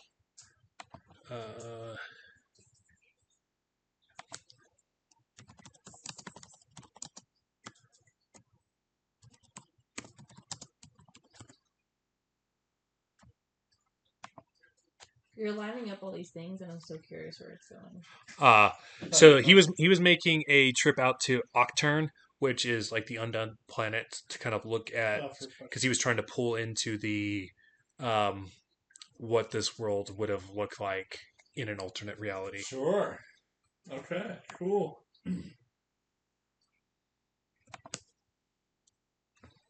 That's all I can think of. I'll just spend, I'll use this time to finally run my updates that I've been passing on for like weeks now. Yeah. And maybe play like a couple games of future chess, whatever that looks like with 4D Agnes. chess. 4D chess with the Agnes. And yeah. With that. Perfect. All right, Raya, is there anything you're wanting to do? I'm gonna do the same thing, but I'm gonna go back to the original one. I kind of want to see kind of what it looks like now.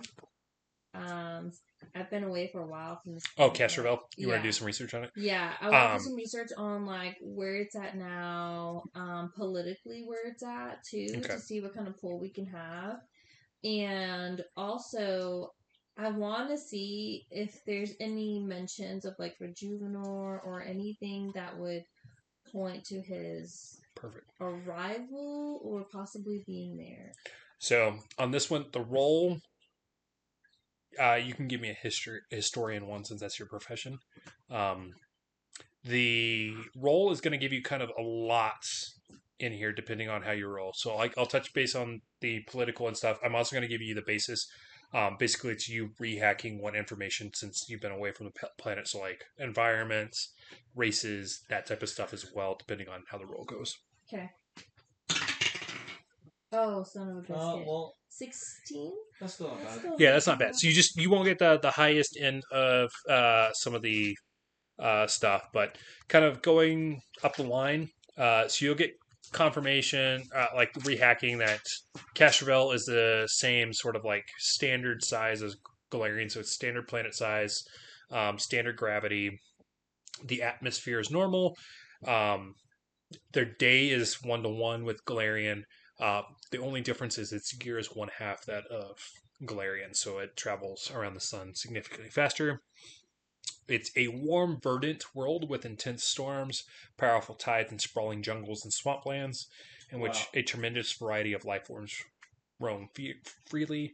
It's kept wild, and the planet's resources harvested sustainably due to a Lashunta desire to allow the same evolutionary processes that created them to develop and improve other life on the planet.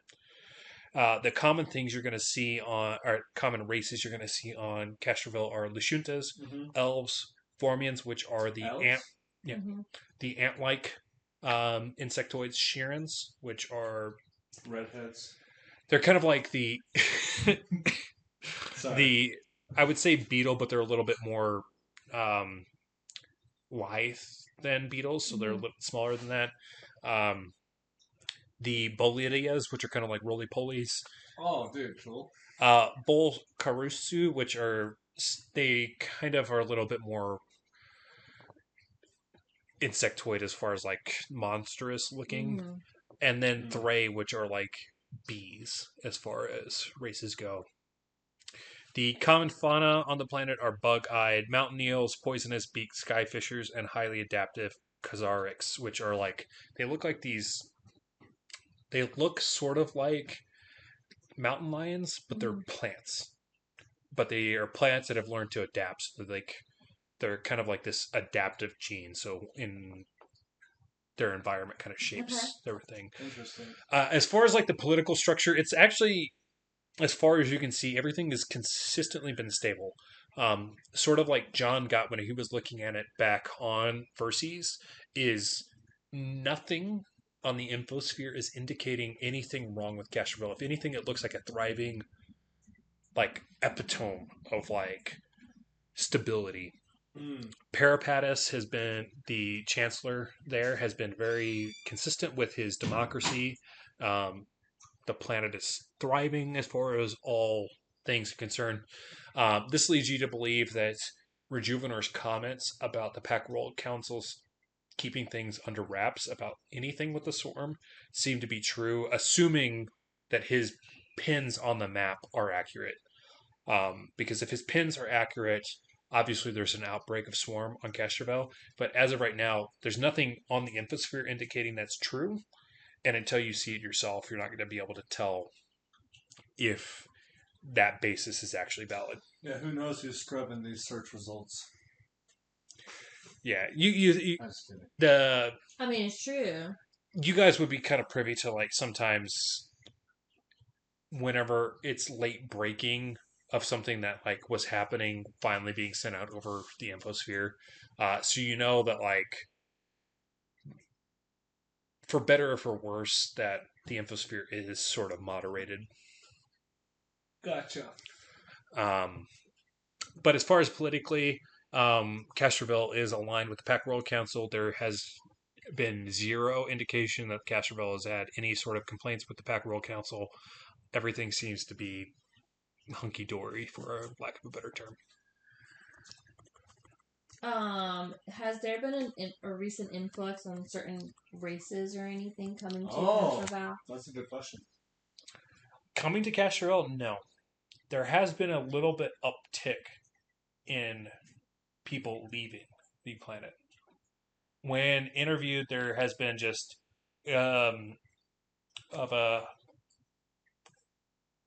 the gist has been that they just don't feel as safe as they used to.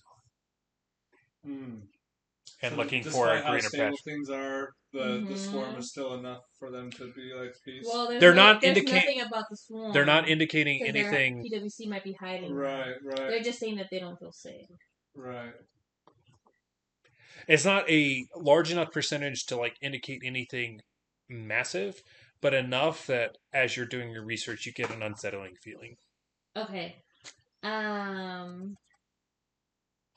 You weren't one of the Lashutas that left for that reason, right? Like, do you? She used to live there. Her family still is on the planet. Oh, okay. Yeah. Oh, okay. I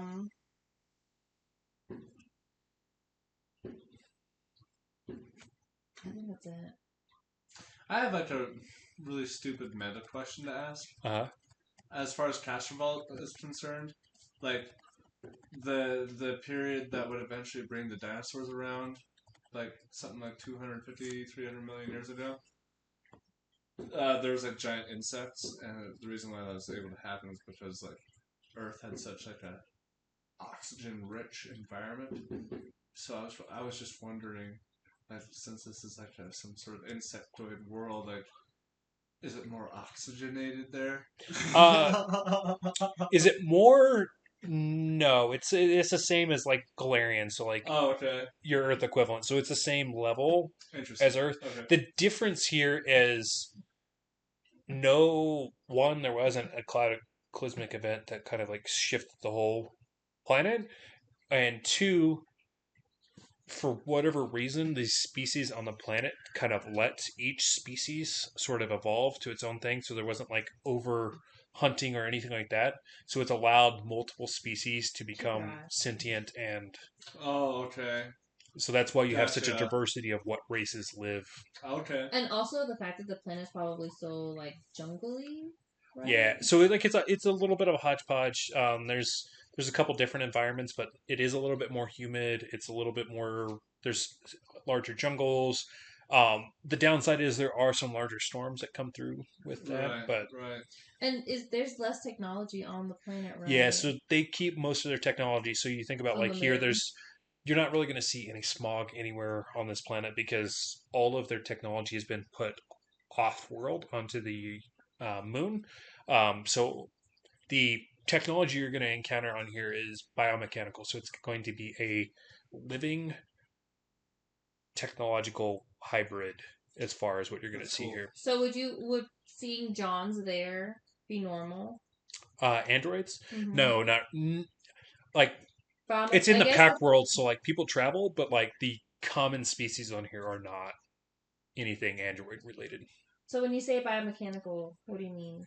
So that would be like bioluminescent sort of lights. So they're lights that are using like natural stuff to produce the same effect as like a traditional light. Right. Your land speeders are like living creatures that are used in that capacity, like your guys' ship. It's a ship, but it is alive. It has a personality. You guys haven't interacted with it at the moment, but it is a living thing. Yeah, it almost reminds me of like you have like those like little flying mounts, but they'll have like dragonfly wings. Yeah, you know what I mean. Those are the type of things you would encounter on Castrovel. That's cool. I don't think I have any other questions. Yeah, that's it for me. Perfect. As you guys close in here on to Castrovel, you'll see the planet and its nearby moon, kind of like in the viewer screen there. And there's 2 Sheeran ships that are kind of like setting up almost like a blockade sort of thing for you guys as you're coming in. You'll kind of be hailed, and as you pull up the view screen, you'll see 2 yellow Sheerans with whited out eyes as they look at you because you have now put the Free Captain's emblem on your ship. The Free Captains are a threat to the swarm. You will not be allowed to pass for the Hive. The view screen will then end, and this is where we'll end tonight's session. Because Wait, they admitted that there's the swarm. No, they're infected. Their eyes were whited out. I know, but this is the first time they've actually admitted that they are part of the swarm. None of the other ones have ever admitted that. Wow. Free captains, dude. Are you kidding me?